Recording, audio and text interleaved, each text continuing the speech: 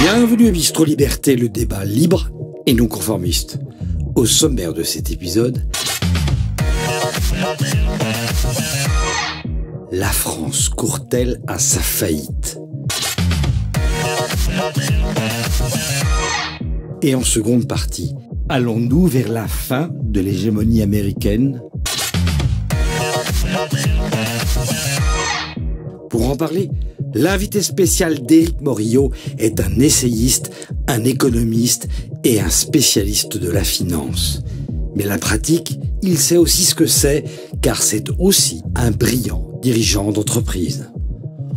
On dit de lui qu'il est libéral-conservateur, eurosceptique, voire proche de l'extrême droite identitaire, selon Wikipédia, l'encyclopédie gratuite mais pas honnête pour autant. Il nous dira d'ailleurs s'il est d'accord avec ces étiquettes dont on l'affule.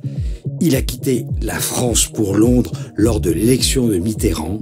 Il a écrit 6 ouvrages, dont Des lions menés par des ânes, préfacés par le prix Nobel Milton Friedman, et Sire, surtout ne faites rien, son dernier ouvrage.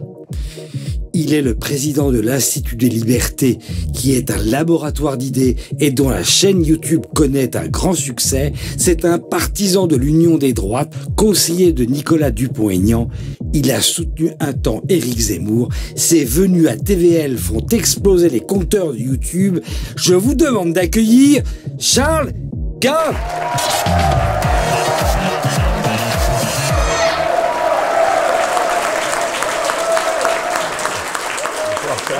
Merci d'être là, je vous en prie. Ça, c'est de l'accueil, hein? Ah oui, c'est bien ça. Hein. Bonsoir à tous, je suis ravi, comme à chaque fois, de vous retrouver pour ce nouveau numéro de Bistro Liberté, nouvelle formule, le 4e déjà. Alors André Berkoff et Idrissa Berkane, lors des derniers numéros, ont pulvérisé les records, pulvérisé la bien-pensance, mais pas seulement, ils ont aussi pulvérisé l'audience, puisqu'ils comptent tous les deux, pour chacune de leurs émissions, à 7 heures, plus de 600 000 vues. C'est absolument incroyable. Même si mon petit doigt me dit qu'avec notre nouvelle invité, le record a de bonnes chances d'être encore battu, tant chacune de ses prises de parole font un carton sur la toile à chaque fois. Mais étonnamment, on ne le voit pas ou très peu à la télévision. Cherchez l'erreur. En tout cas, avant de commencer, je tenais, comme à chaque numéro, à remercier nos meilleurs attachés de presse. On est un peu déçus. On a perdu Tristan Mendes-France, mon cher Greg. Mais on est content. On a récupéré un petit nouveau, Conspiracy Watch. Le nom claque bien quand même pour un site humoristique. Alors, ne vous moquez pas. C'est sûrement grâce à lui qu'on a eu, quelques jours seulement après avoir parlé de nous, la médaille suprême. Un bel article signé L'Express. C'est vous dire qu'on n'est pas peu fiers. Apparemment, il semblerait qu'on commence vraiment à déranger. Alors non, plus sérieusement, c'est surtout à vous, notre public, également ici en plateau bien entendu, qu'avec toute l'équipe de TVL, on vous souhaite, on souhaite vous dire un immense merci. Ce succès vraiment nous oblige. En tout cas, continuez à liker nos émissions, c'est très important pour le référencement et bien entendu à vous abonner à notre chaîne si vous ne l'êtes pas encore. Alors Charles Gave, bonsoir.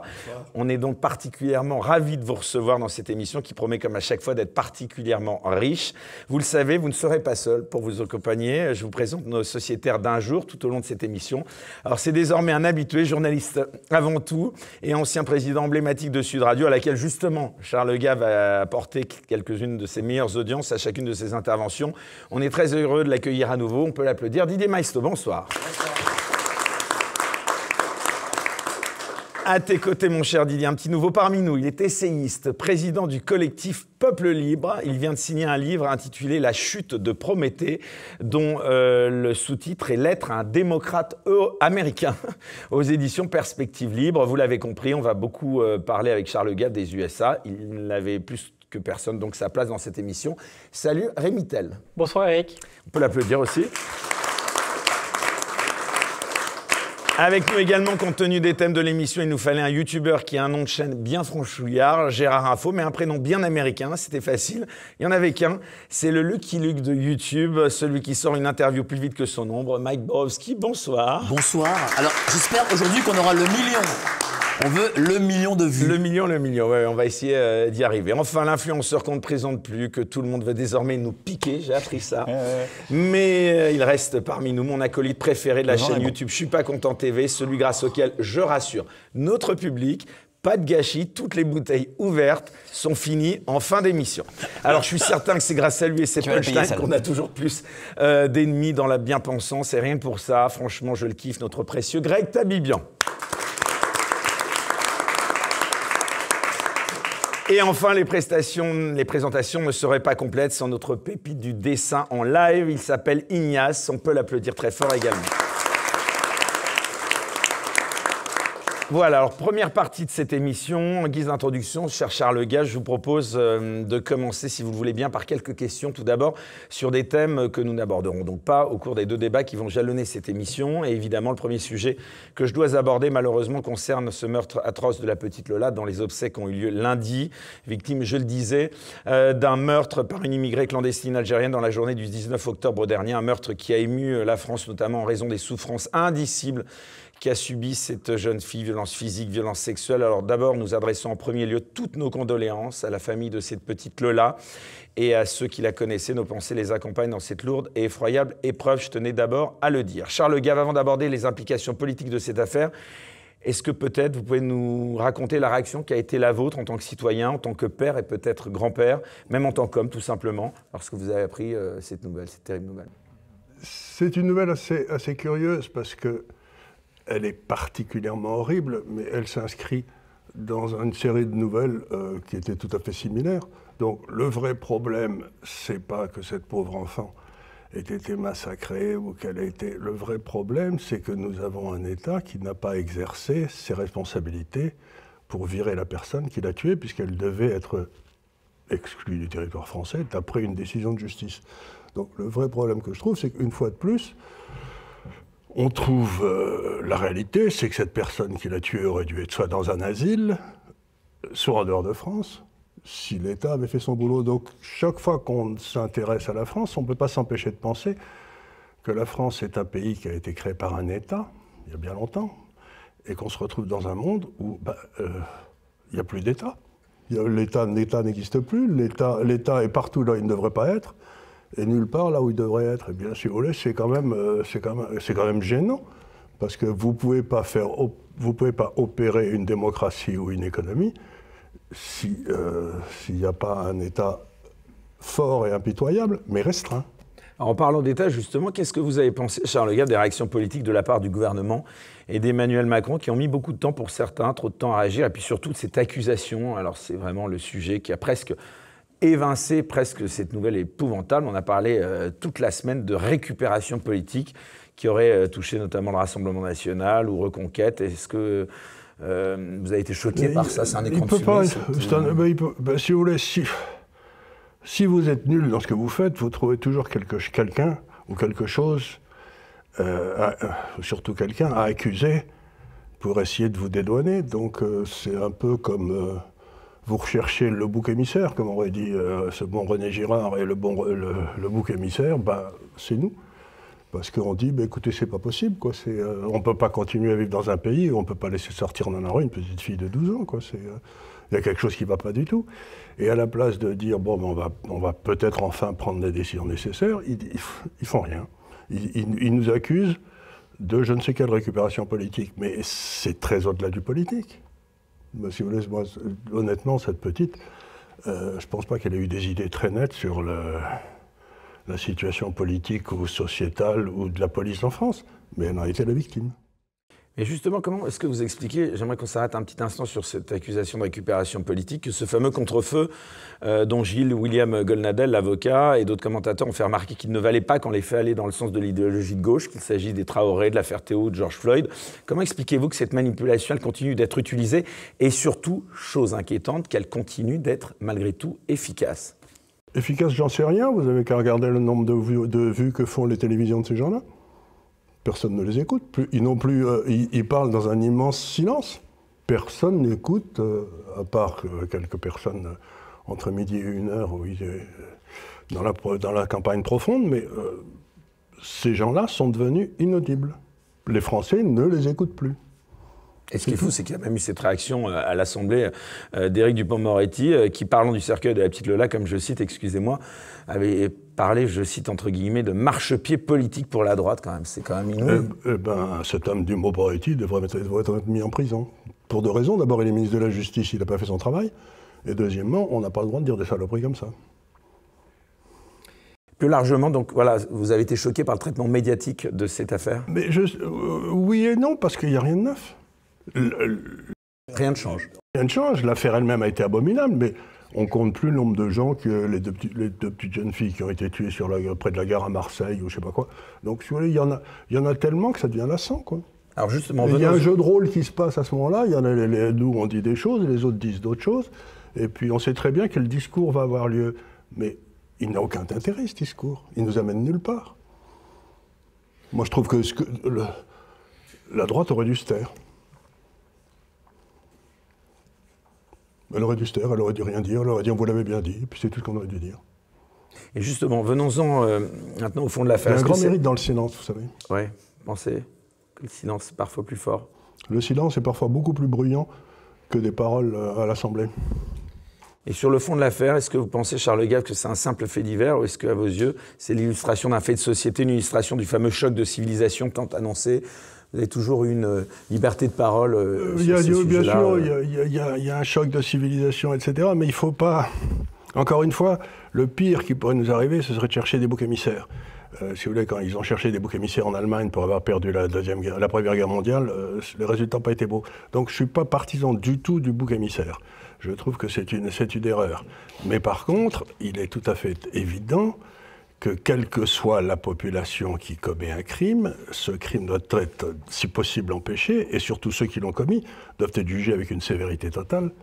Et il faut que la loi soit d'une dureté totale envers eux.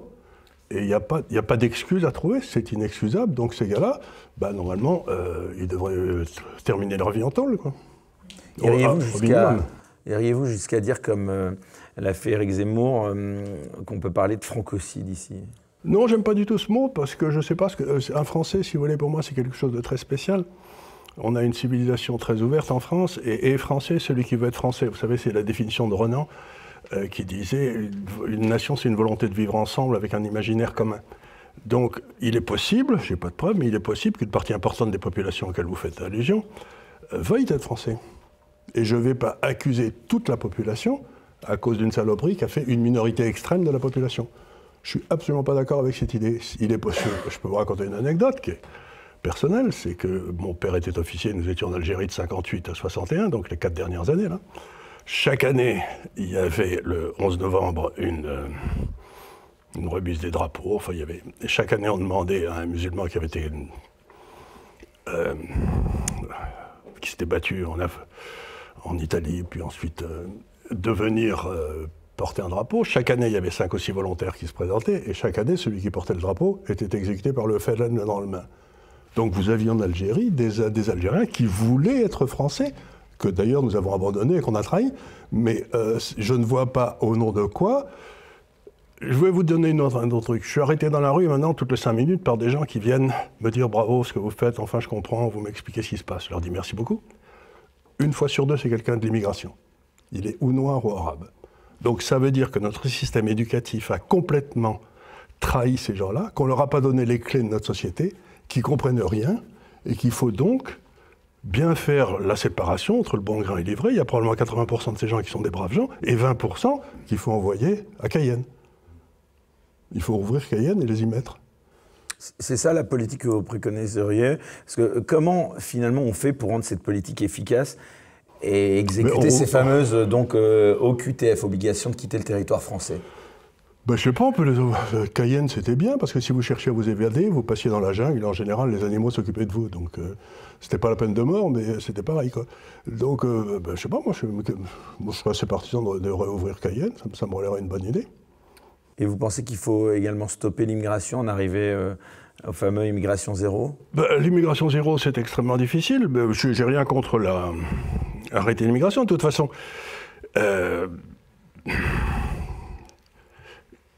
encore une fois, on a un vrai problème, c'est que nos frontières sont des passoires. Et nos frontières sont des passoires parce que nous avons abandonné notre souveraineté territoriale sur les arrivants. Et non seulement nous avons abandonné ça, mais nous avons abandonné aussi toute notre souveraineté juridique sur la façon dont on doit les traiter, puisqu'on a abandonné ça aux deux cours de justice européennes.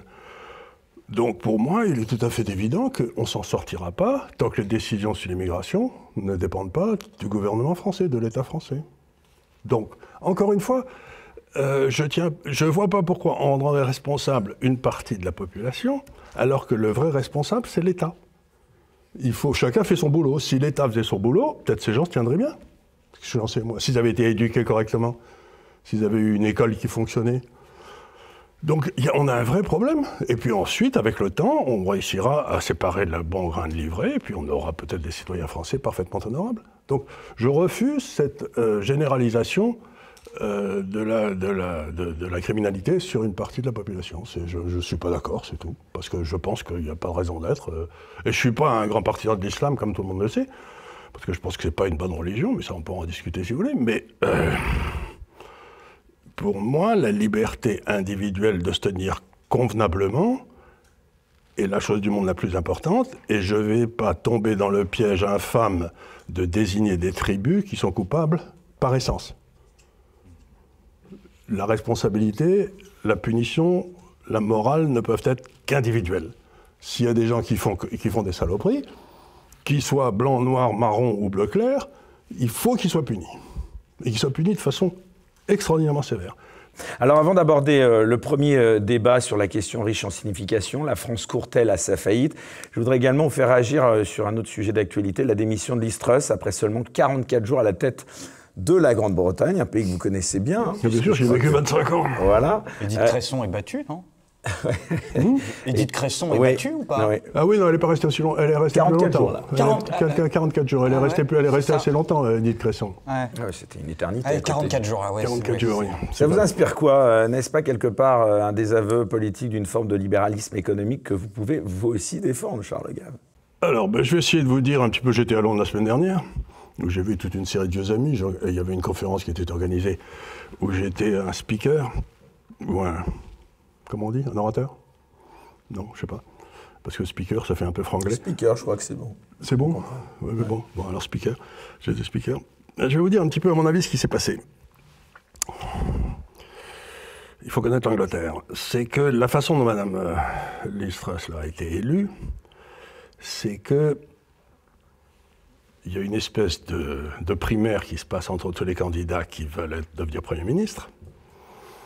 Et puis les deux meilleurs sont sélectionnés. Et ensuite par les parlementaires. Et puis ensuite, sur les deux derniers, votent tous ceux qui sont inscrits au Parti conservateur en Grande-Bretagne. C'est une espèce de primaire comme aux États-Unis. Et Liz Truss a été l'élue du Parti conservateur, mais elle n'était pas du tout celle qu'aimaient que voulaient les parlementaires. Et ce qui s'est passé, je le dis tranquillement, parce que je crois que c'est vrai, on a eu un très joli coup d'État. C'est-à-dire que Mme Liz Truss a pris deux mesures qui, pour moi, me semblaient pas bêtes.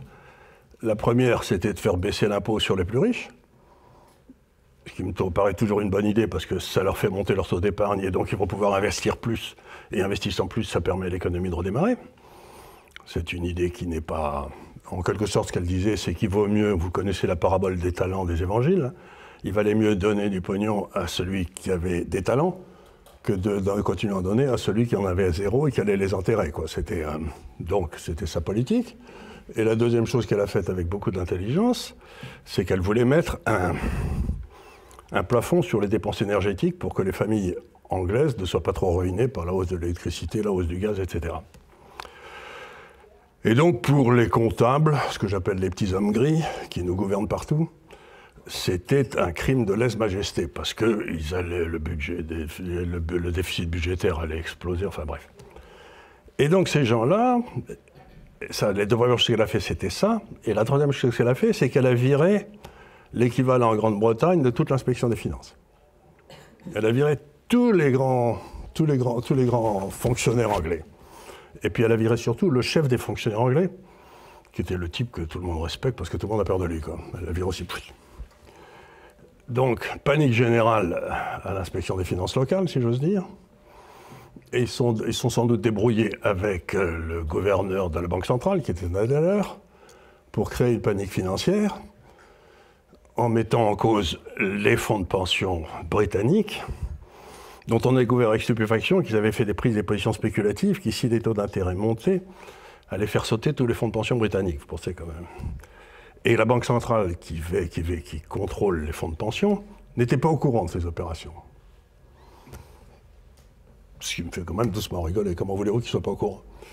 Et ce qui s'est passé, c'est que donc on a organisé une très belle panique financière. Et en l'espace d'une semaine, Mme Listress était liquidée. Ça a été un coup d'État, mais alors fait à l'anglaise, personne n'a rien vu, ça s'est passé proprement. Ça a été une merveille. Une merveille de coup d'État, puis maintenant on va vous amener le candidat de la technocratie habituelle, qui se trouve être un Indien qui est très malin. Ouais, c'est l'ancien ministre de l'économie. Donc lui, c'est quelqu'un qui ne fait pas peur à l'inspection des finances. Alors Charles Lagarde, on revient un instant en France avant d'aborder le premier débat. À l'heure où nous enregistrons cette émission, dans les conditions du direct, on ne connaît pas l'issue des 2 motions de censure qui ont été déposées, donc suite au choix du gouvernement de recourir à l'article 49.3 de la Constitution pour permettre l'adoption du budget de l'État et du budget de la Sécurité sociale. On a appris évidemment que le Rassemblement national allait voter la motion de censure déposée par la NUPES, quel qu'ait été le résultat, puisque donc à l'heure où on enregistre, on ne le connaît pas. Ça dit quoi de notre démocratie, ce recours à l'article 49.3 ? La réalité, c'est cette constitution de la 5e, qui a été faite par Michel Debré, est une saloperie invraisemblable. Il n'y a aucune séparation des pouvoirs. Il y a une domination de l'exécutif qui est considérable. Le système juridique judiciaire n'est pas indépendant. Quant à l'Assemblée, si ce n'est pas une assemblée de Béni Oui et de Godillot, comme on dit autrefois, je me demande ce que c'est. Donc, il y a une prééminence dans la Constitution de l'exécutif sur les 2 autres ordres. Ils ne sont pas égaux. C'était ce que voulait De Gaulle. Et j'ai toujours pensé que Michel Debré était l'homme qui avait détruit la France, puisque c'est lui qui a créé l'ENA, c'est lui qui a créé l'École nationale de la magistrature, c'est lui qui a permis la fusion des banques d'affaires et des banques de dépôt, qui ont permis aux grandes banques de prendre le contrôle du système financier français avec l'aide de l'inspection des finances, encore une fois. Donc, c'est lui qui nous a ramené De Gaulle, si j'ose dire, puisqu'il était Algérie française et qu'il a ramené De Gaulle à l'époque. Donc, quelque part, je me dis, ce 49.3 n'est qu'un symptôme de la saloperie française constitutionnelle. La seule porte de sortie, c'est que le seul souverain en France, depuis qu'on a coupé la tête de Louis XVI, c'est le peuple. Et il faut donner au peuple le référendum d'initiative populaire et qu'il ait l'initiative des programmes politiques. Si vous voulez, tant que les programmes politiques sont faits par des fonctionnaires, ils seront toujours favorables aux fonctionnaires. C'est-à-dire, ce que j'essaye de dire, c'est que si vous avez une chambre où vous avez des fonctionnaires, ils prendront des mesures favorables aux fonctionnaires. Et donc, la deuxième mesure qu'il faut prendre tout à fait cessante, c'est que le fonctionnaire, comme en Allemagne, comme aux États-Unis, comme en Grande-Bretagne, ne devrait pas être éligible. Il peut se présenter, mais il ne peut jamais retourner dans la fonction publique après.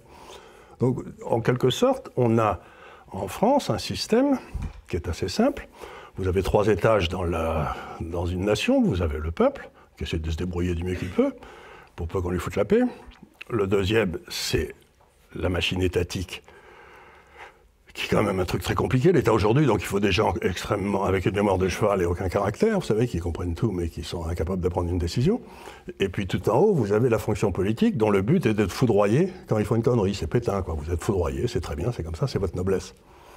Mais depuis les années Giscard, la fonction administrative a pris le contrôle de la fonction politique. Nous n'avons plus de politique en France. Il n'y a plus un gars qui accepte de se faire foudroyer s'il se trompait. Ça veut dire quoi ? Ça veut dire qu'on n'est plus en démocratie.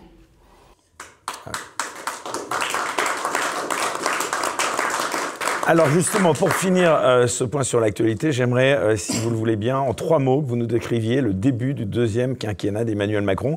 Et je demanderai, avant d'aborder le premier débat, à tous les sociétaires également de nous donner leurs 3 mots, justement, avant de lancer ce premier débat. 3 mots pour décrire le début du quinquennat d'Emmanuel Macron, Charles Gave? Le deuxième, si vous voulez, c'est un homme incompétent et qui prouve son incompétence tous les jours, mais vaniteux. Donc Macron, c'est l'incompétence liée à la vanité. Didier Maistre. Je ne varie pas dans mon analyse.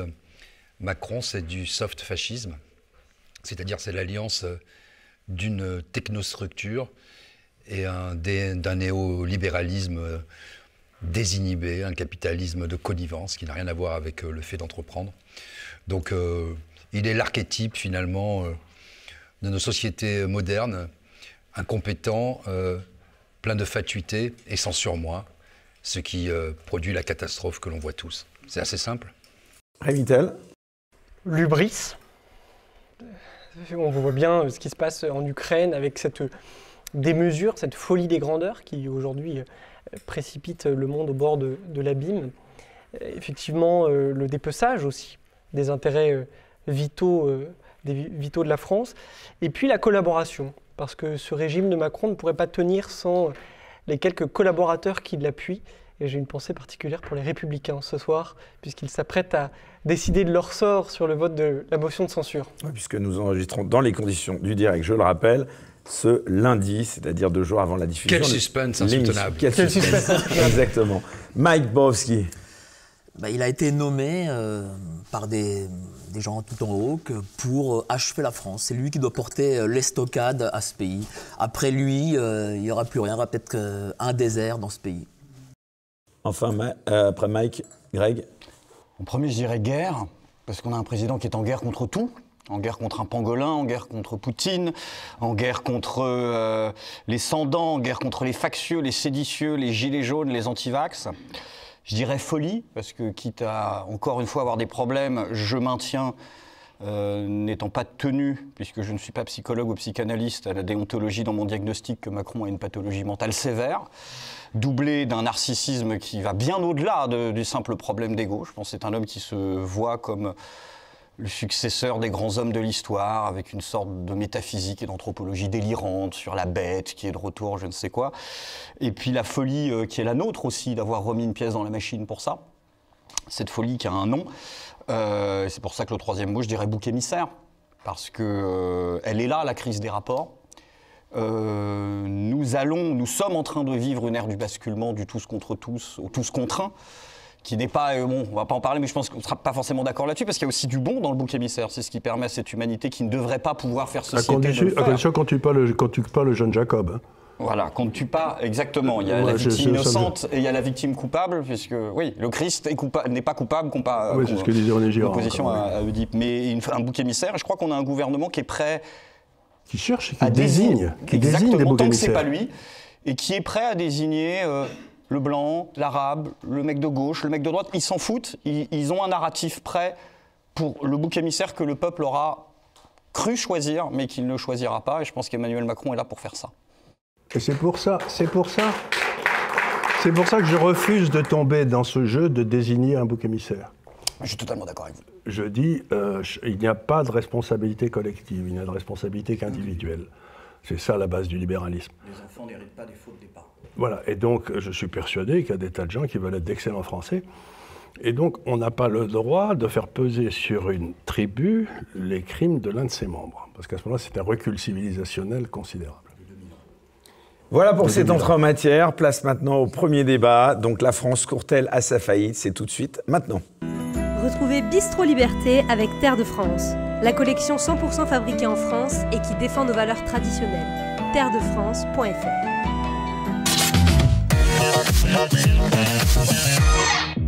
La France court-elle à sa faillite? Inflation, hausse des taux, crise énergétique, contre-coup des sanctions, grève et contestation. Peut-on éviter l'effondrement économique, financier et politique qui vient? Voilà, alors pour lancer ce premier débat de la soirée, je vous propose donc de parler de l'état de la France qui semble aujourd'hui plus proche que jamais du chaos et de l'effondrement comme certains de nos voisins, même si les facteurs de cette chute sans fin semblent plus exacerbés chez nous.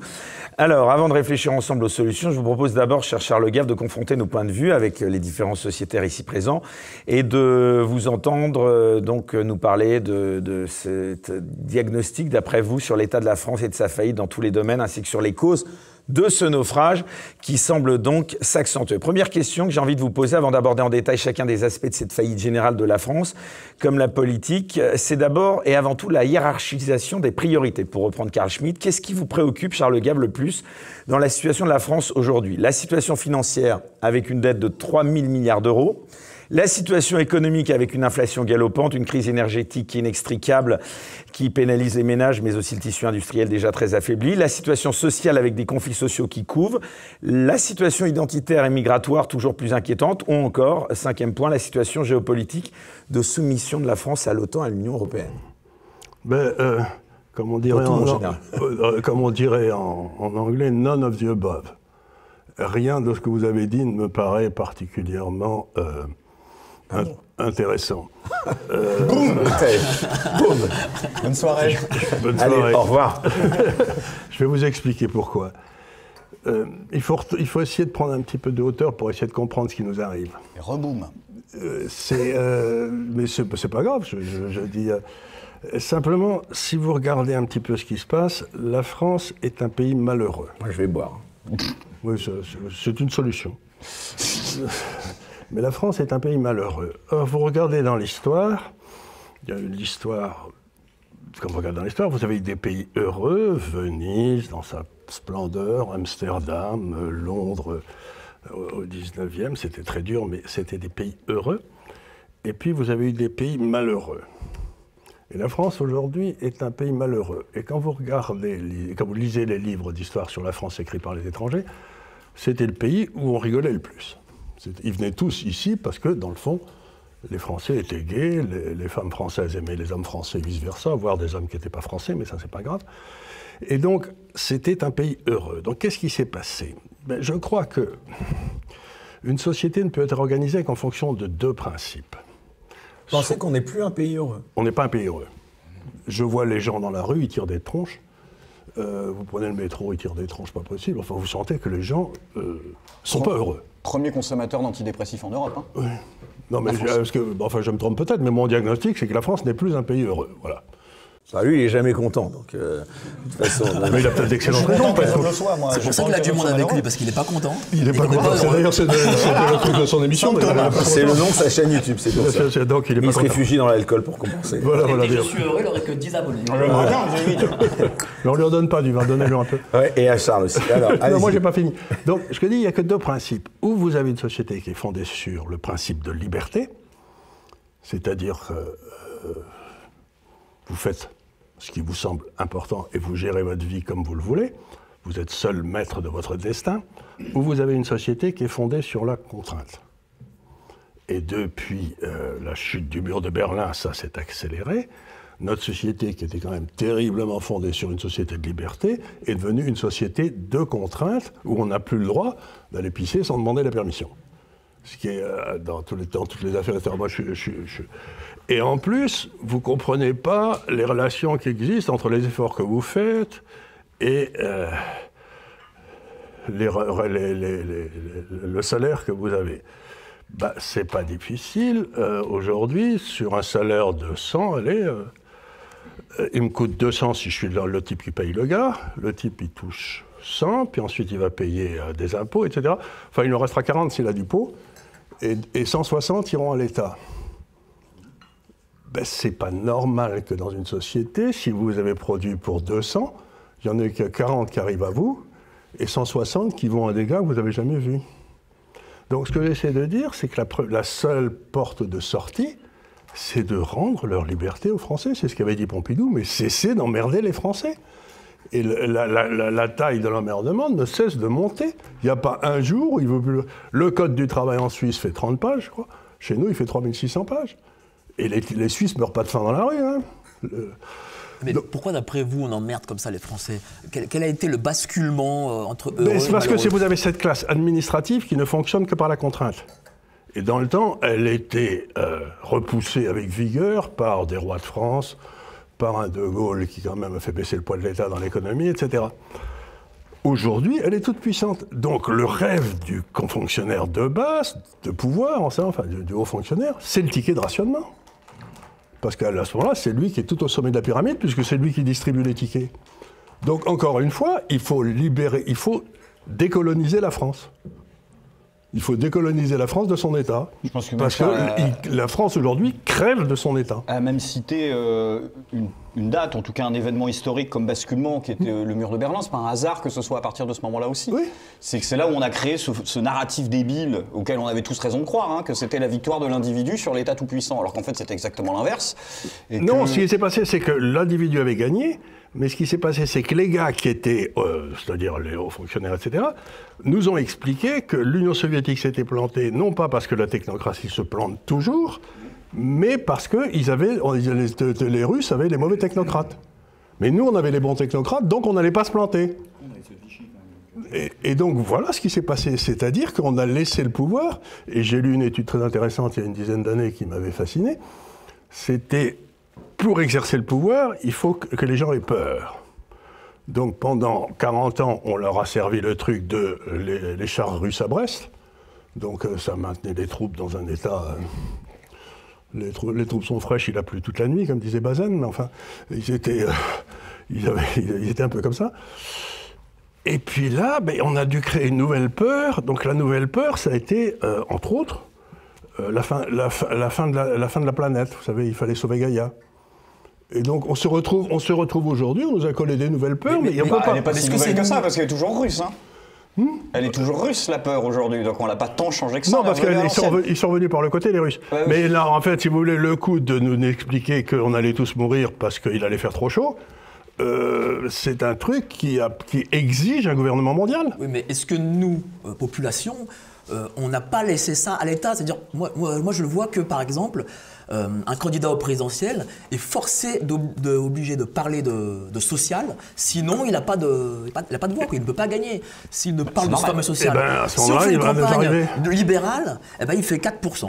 Il va nous arriver ce qui est arrivé à l'heure. Qui a fait une campagne libérale à les dernières élections? Éric Zemmour. Un peu Éric Zemmour. Non, Éric Zemmour n'a pas fait. C'est comme les gens qui disent que Macron est un libéral. À l'époque, rappelez-moi la Madeleine à l'époque. Éric Zemmour n'a pas fait une campagne libérale? Il a parlé d'une seule chose, c'est qu'il fallait virer tous les musulmans de notre truc. C'est la seule chose dont il a parlé. Donc, à part ça, il a parlé de rien. Mais prenez à l'époque Alain Madelin, peut-être. Je prends peut-être. Hein. Vous aviez cru qu'il allait parler de libéral? Non, je l'ai soutenu au début, et puis ensuite, je suis sorti d'une campagne dans laquelle je suis jamais rentré. On m'a jamais rien demandé. Mais rien. Alors, au bout d'un certain temps, je me suis dit, mais qu'est-ce que je fous là? Tout ce que j'avais à dire n'intéressait personne. Mais personne. Donc, je dis, Comment ça n'intéressait personne? C'est-à-dire que personne chez eux n'est venu vous voir en disant, voilà, personne ne m'a demandé mon avis sur quoi que ce soit. Moi, si vous voulez, je cherche à rester... C'est une amitié déçue, parce que vous le connaissiez bien? Je le connaissais un petit peu. Mais non, il ne faut pas lui enlever un mérite immense, c'est qu'il a fait quelque chose que j'appelle, il a libéré le logos.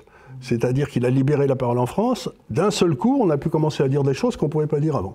Et ça, c'est un avantage gigantesque. Parce que qui contrôle le logos, qui contrôle le pouvoir, comme le disaient les Grecs. Donc d'un seul coup, il a ouvert une brèche dans ce logos qui était complètement fermé. Et ça, il faut lui en être extraordinairement reconnaissant. Et je lui suis extraordinairement reconnaissant, d'ailleurs. Rémi, vous vouliez intervenir? Non, moi, je rejoins ce qui a été dit. Ce qui me préoccupe le plus en France aujourd'hui, c'est le désarmement moral de la population française. Comment se fait-il qu'on ait laissé à ce point nos libertés mais sur les causes de l'effondrement, vous partagez le même diagnostic que celui que fait Charles Gave? Bien sûr, mais si ces technocrates ont pris le pouvoir sur la France et sur les Français, c'est parce que les Français ont accepté de se le laisser retirer. Et on parlait tout à l'heure de la chute du mur de Berlin. Le Conseil d'État aurait pu intervenir. Si on est individualiste, ils ont le choix. Et le peuple souverain, c'est bien son devoir que de rester attentif, justement, à ce que l'exercice de sa liberté politique soit garanti. Enfin, le peuple, il a réélu Emmanuel Macron, pardon. Non, il a fait 20% des voix. C'est de la... attendez. Il a fait 20% des voix. Il y a 50% des Français qui ne sont même pas donné la peine d'aller voter. Donc, parce que vous votiez pour Juppé ou que vous votiez pour allez, Fabius, ils ont tous les deux un casier judiciaire. Ils ont tous les deux terminé au Conseil constitutionnel, ce qui semble être une condition pour être au Conseil constitutionnel d'avoir un casier judiciaire, comme Dumas. Si vous voulez, il y en a d'autres. Donc, ils sont tous les deux chauves, ils ont tous les deux fait l'ENA, et ils sont toujours trompés sur tout ce qu'ils ont fait tous les deux. Donc, il n'y a pas une bonne décision qu'ils ont prise. Par exemple, la nationalisation de la sécurité sociale par Juppé, il y a 25 ans, a été un désastre dont les hôpitaux français sont en train de souffrir aujourd'hui. Donc, je regarde ça, je me dis, les Français se disent, on me propose Juppé ou Fabius, et maintenant on nous propose un type qui est la combinaison des deux, et pourquoi je vais aller voter? Mais 20%, donc vous remettez en cause la légitimité de son élection? Il est légal, mais il n'est pas légitime.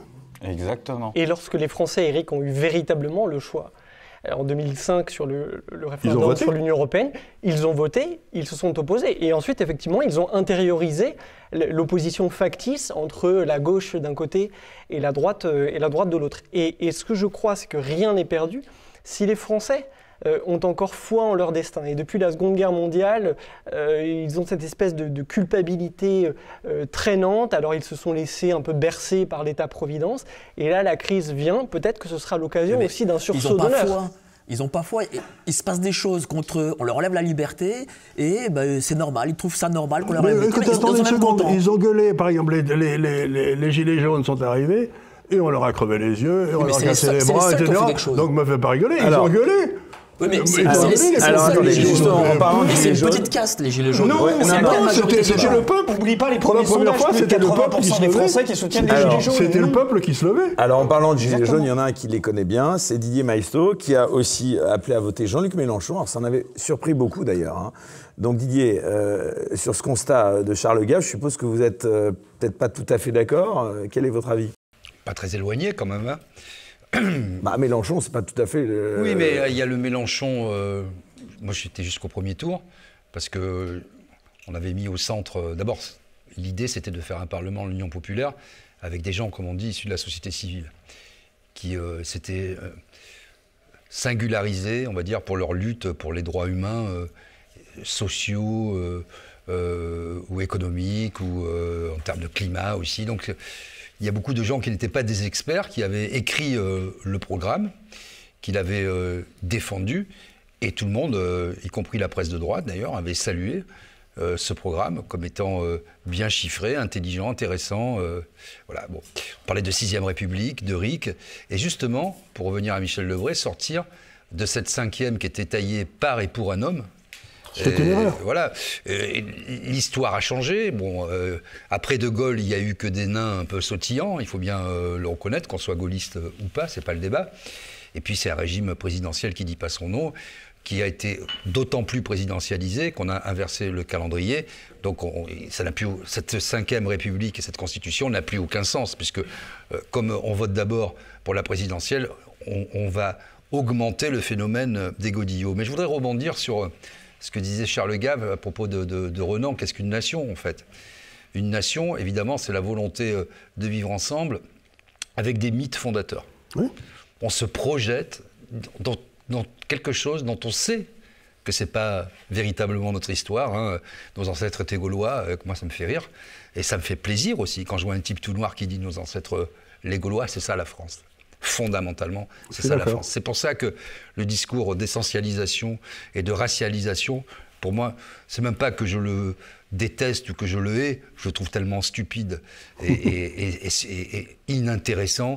Enfin, je veux dire, si ces gens ont cette conception de la je vais dire un gros mot, de la race française, qu'ils aillent dans un pays où il y a le droit du sang et où être d'une certaine nationalité, c'est avoir des critères préétablis comme dans le meilleur des mondes.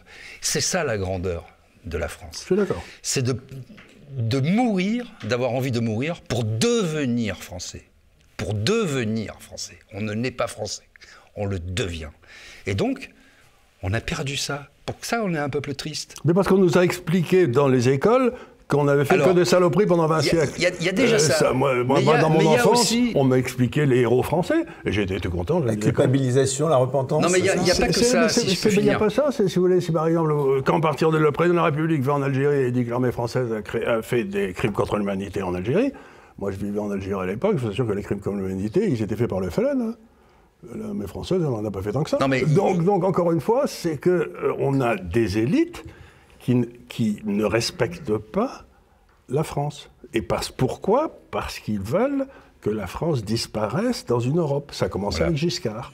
Et ils détestent la France et ils idéalisent l'Europe. C'est ce que disait De Gaulle en sautant sur sa chaise, l'Europe comme un cabri. Donc, non, mais je suis d'accord avec ça, cette dilution de la France ou de tout ce qui pourrait apparaître national dans l'Europe. C'est le dernier mensonge des politiques, en fait, l'Europe.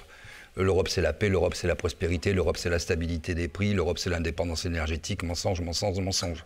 La seule chose qui est vraie, c'est que c'est le dernier, l'ultime mensonge des politiciens. Quand ils n'ont rien d'autre à dire, ils disent l'Europe. Mais pourquoi on est un peuple triste?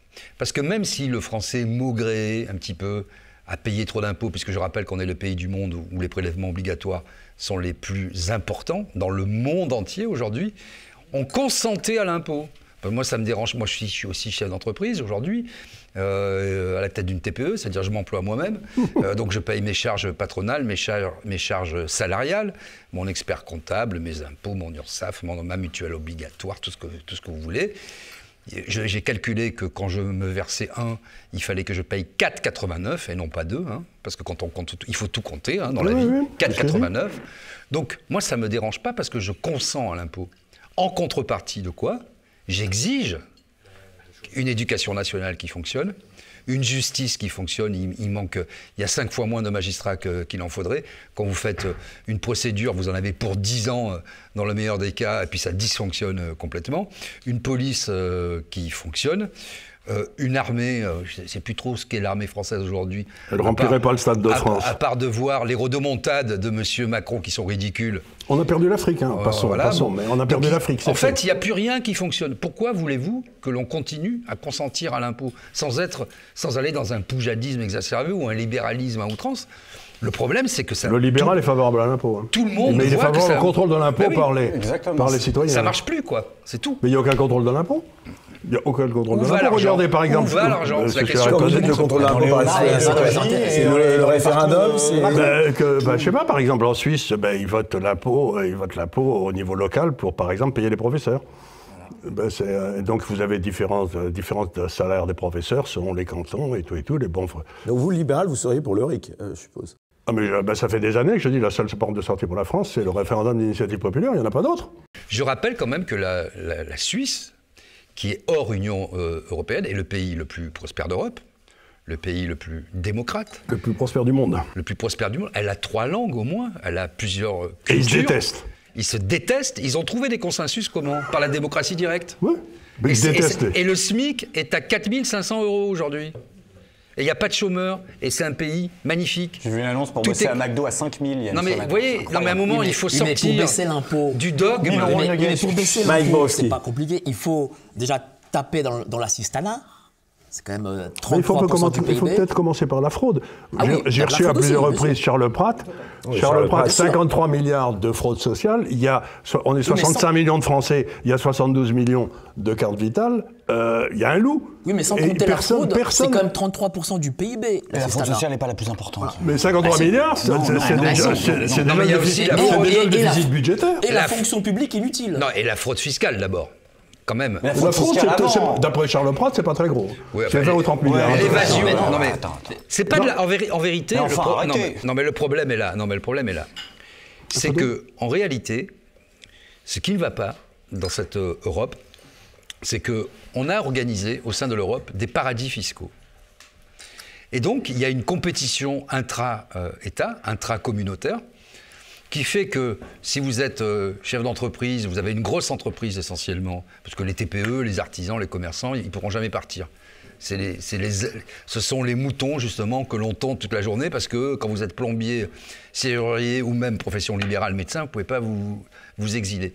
Donc le problème, c'est qu'on a organisé ou laissé faire des paradis fiscaux, entre guillemets, j'aime pas bien le terme, mais j'en connais pas d'autres, au sein même de l'Europe, et qu'on a organisé une compétition, ce qui fait qu'il y a un manque à gagner d'un point de vue fiscal français. C'est pas normal que des grosses sociétés... Mais il y a une certaine contradiction dans ce que vous dites, parce que, oui, il y en a une. Parce que si on est l'État le plus imposé dans le monde entier, le problème, c'est pas les recettes fiscales.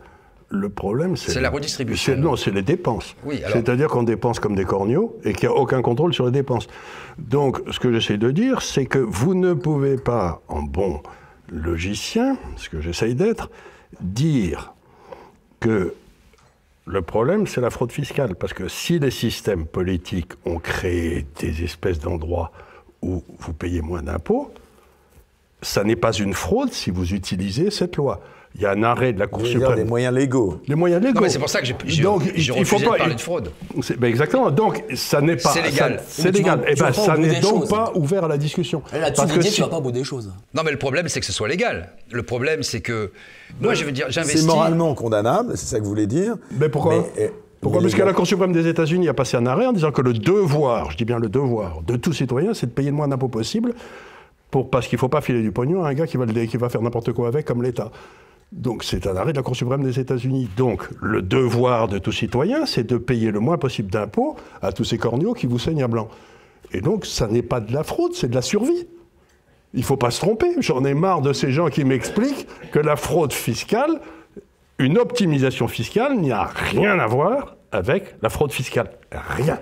Puisque dans le premier cas, la loi est respectée, dans le deuxième, elle ne l'est pas. Donc, encore une fois. C'est pour ça que je n'ai pas parlé de fraude. Non, mais vous n'avez pas parlé de fraude. Mais vous avez l'air de dire qu'il faut augmenter les impôts en France. Ah non, pas du tout. Vous êtes en train de me faire penser à madame. Une échelle d'imposition cohérente. Moi, je pense qu'il Le faut... triplement de la taxe d'habitation pour les résidences secondaires, je suppose que ça vous fait hurler. Alors... Mais il y a, comme disait Milton Friedman, encore une fois, parce que c'était un grand homme, il dit « J'ai jamais vu une baisse des impôts que j'aimais pas.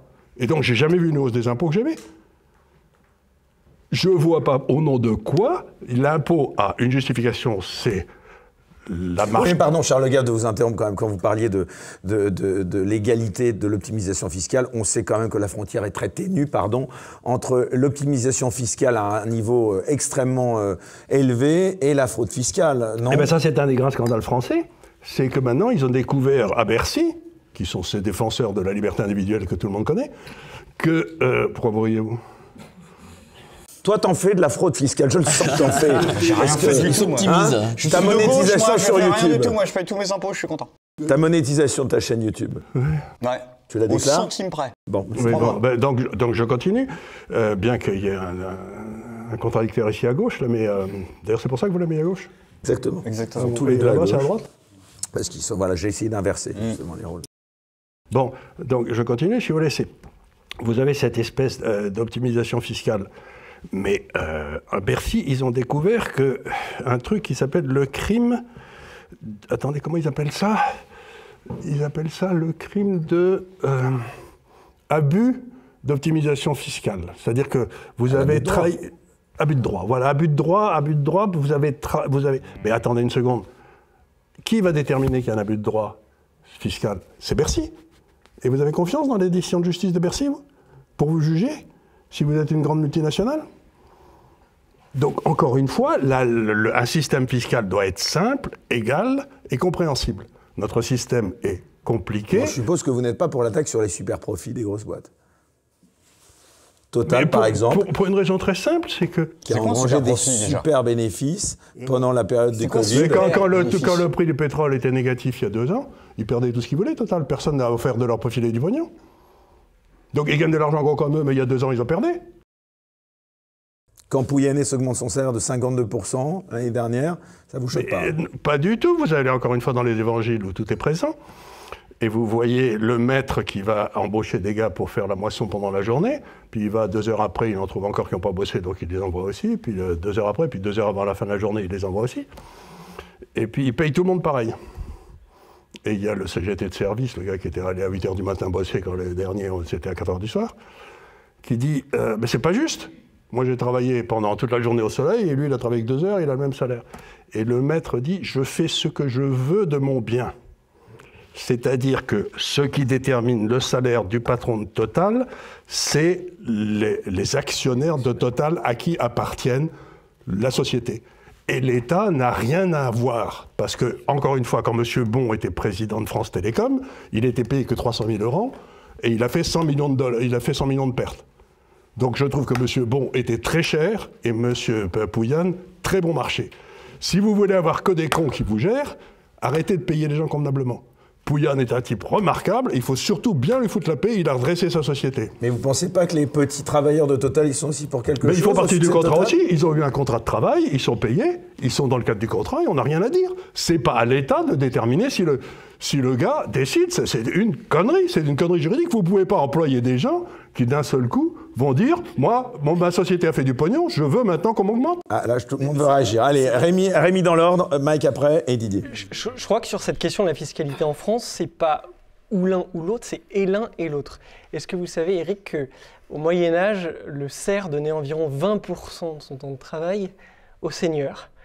Autrement dit, le salarié français aujourd'hui consacre une part beaucoup plus importante de son travail, et je ne parle même pas de l'entrepreneur, pour l'État que le serf à l'époque de la féodalité. Et en même temps, on voit bien que l'État organise pour certains une facilité de la fraude. Je vous rappelle l'affaire Rothschild Gate, où on s'est rendu compte que Bercy avait adressé un rescrit fiscal permettant au type de Rothschild d'aller localiser leurs revenus sur l'île de Man en dehors de toute fiscalité classique. Et donc c'est à la fois et l'un et l'autre. Moi je suis très libéral et très pour la réduction de la fiscalité en France, et elle sera d'autant mieux acceptée si elle est juste aussi à tous les niveaux.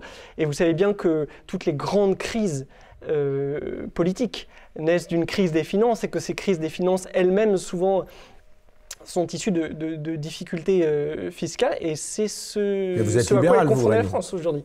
Vous êtes libéral, vous vous définiriez comment? Bien sûr, je suis libéral. Très En même attention, temps, vraiment. si à tout hasard, et Je te je jure, parle tu au auras des conditionnel pour éviter toute plainte en diffamation, mais si, admettons qu'Emmanuel Macron ait planqué 3 millions d'euros à l'île de Man, même en tant que libéral, je trouve ça normal que le fisc français en soit informé et que ce soit soumis à une fiscalité en France. Bon, là, ce serait... voilà.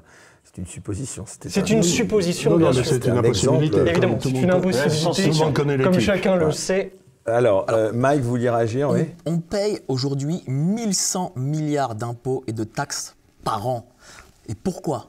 Parce qu'il y a 1200 agences. L'un des pays les plus imposés au monde. Il y a le Danemark, mais le Danemark, ils ont un système un peu différent où ils peuvent retrouver une partie des... C'est eux qui décident de la façon dont ils vont employer les impôts. Il y a 1200 agences publiques qui coûtent, je crois, 70 milliards. Il y a 5 millions de fonctionnaires dont une grande partie, hormis le régalien, bien sûr, ne servent à rien. Surtout dans les collectivités locales. La plupart ne servent à rien. Il y a un social, ou un assistanat plutôt, qui touche à peu près 33% du PIB. Vous savez ce que c'est, 33% du PIB? C'est-à-dire quoi, un social qui touche 33% non, du PIB? Non, c'est pas un social, c'est un assistanat, même, je dirais. Alors, il y a des gens, évidemment, qui en ont besoin, mais il y a énormément... Les aides sociales représentent 33% du budget français? Oui, oui. Oui, c'est ça que je veux dire. C'est que tu traduis la phrase, là. C'est 2 fois le budget de l'État. Voilà. Donc, c'est immense. On a des retraites par répartition. Ça, c'est un gouffre, c'est une pyramide de Ponzi, hein, on appelle ça. Hein. Il y a des choses hallucinantes. Alors, c'est vrai, il y a peut-être de la fraude fiscale, peut-être de la fraude sociale aussi, énormément.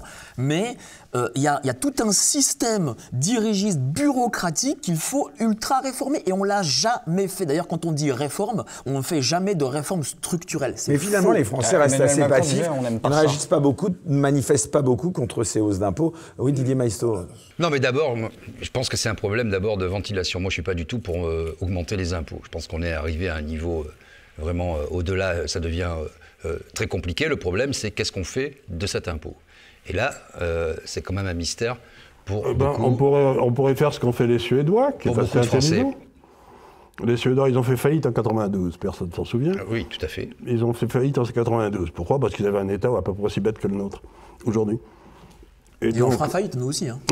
Alors, on reviendra à la faillite. Mais alors, qu'est-ce qui s'est passé? Les Suédois ont dit par exemple... C'est Fillon qui disait qu'on était déjà un État. En fait, techniquement, si on était une entreprise, on serait fermé. Hein. On serait fermé il y a longtemps. Mais alors, les Suédois ont dit un truc. Ils ont dit, par exemple, l'éducation. Ils avaient un système éducatif qui était complètement vertical, avec exactement comme l'éducation nationale française, nationale et tout. Ils ont dit, vous savez quoi? Ils ont discuté. Les Suédois sont très consensus. Ils aiment beaucoup le consensus. J'ai un frère qui vit en Suède, je connais bien les Suédois. Et ils ont dit, bon, alors la première chose qu'on va faire, c'est est-ce que vous êtes tous d'accord pour que tous les enfants soient éduqués de façon convenable? Les Suédois ont dit, bah, bien sûr. Deuxième question, est-ce que vous êtes d'accord pour que ce soit les impôts qui payent? Tout le monde a dit, évidemment.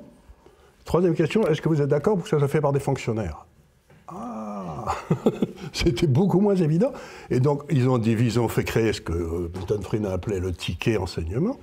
Chaque famille reçoit un ticket enseignement qu'elle présente à l'école de son choix. 7 familles peuvent créer une école. Et ce qu'il y a d'extraordinaire, c'est que le remboursement des tickets de stationnement, etc., est fait par les municipalités. C'est-à-dire qu'une municipalité qui a des bonnes écoles, l'immobilier monte comme une fusée et ses recettes montent. Une municipalité qui a des mauvaises écoles, les recettes baissent, tout le monde se barre et personne n'en veut. Donc, il faut transformer l'État producteur en État prescripteur. L'État doit dire, voilà ce qu'il faut faire pour les transports, pour les retraites et tout, et ensuite, démerden sich.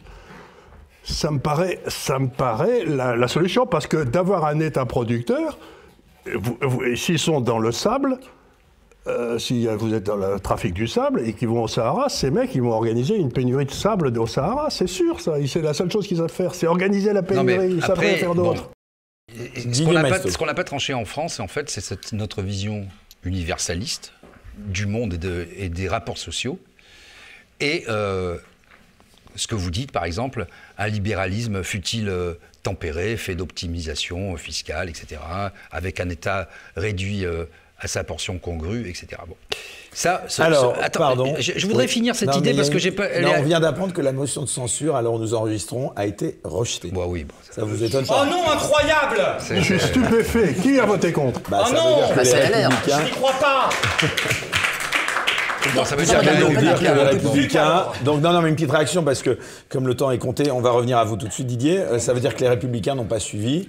Mais moi, j'étais le premier à appeler à tout le monde, rappelez-vous, sur les réseaux sociaux, à voter, quelle que soit la motion de censure, finalement. Une motion de censure, mais comme les gens ne connaissent plus très bien la Constitution, fut-elle écrite par Michel Debré, une motion de censure, c'est pas pour que la NUPES adhère au Rassemblement national ou vice-versa. Motion de censure, c'est unir des oppositions, des forces différentes. Et je rappelle qu'en France, le vote est personnel, tout vote impératif est nul, et donc c'est d'avoir suffisamment de voix. En résultat, c'est 239 voix donc, voilà. Pour la motion de censure contre 289. Voilà.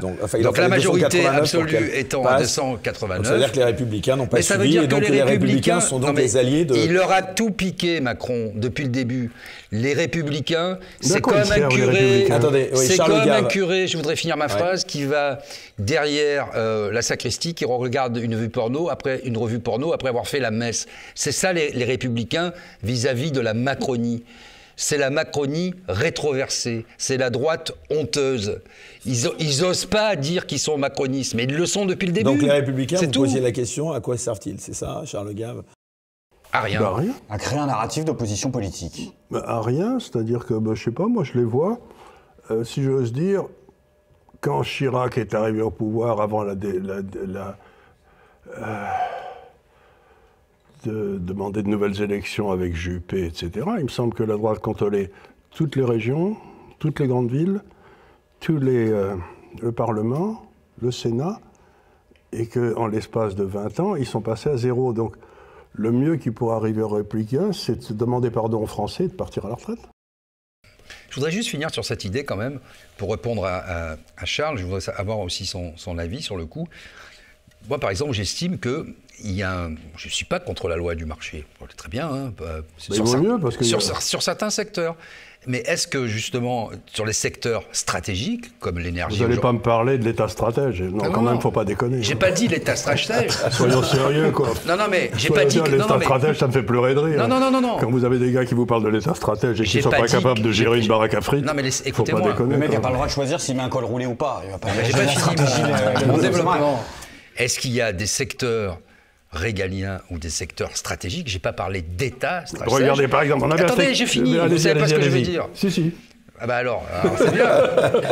Qui doivent échapper au marché. Moi, personnellement, ça me choque que Total, même si c'est un brillant polytechnicien, etc., fasse des profits sur la crise, au moment où on devrait... Mais il n'a pas fait des profits sur la crise. Où on devrait limiter le prix de la pompe, parce que ça... Tous les citoyens en souffrent. Moi, ça me choque que... bon, alors je vais répondre à ça, parce que ça, c'est... On gère l'électricité, on gère le... Ça doit être l'État qui doit gérer ça. Alors, je vais essayer de répondre à ça. Pourquoi y a-t-il des super profits pour Total? Parce qu'on a des connards ou des imbéciles, pour éviter le...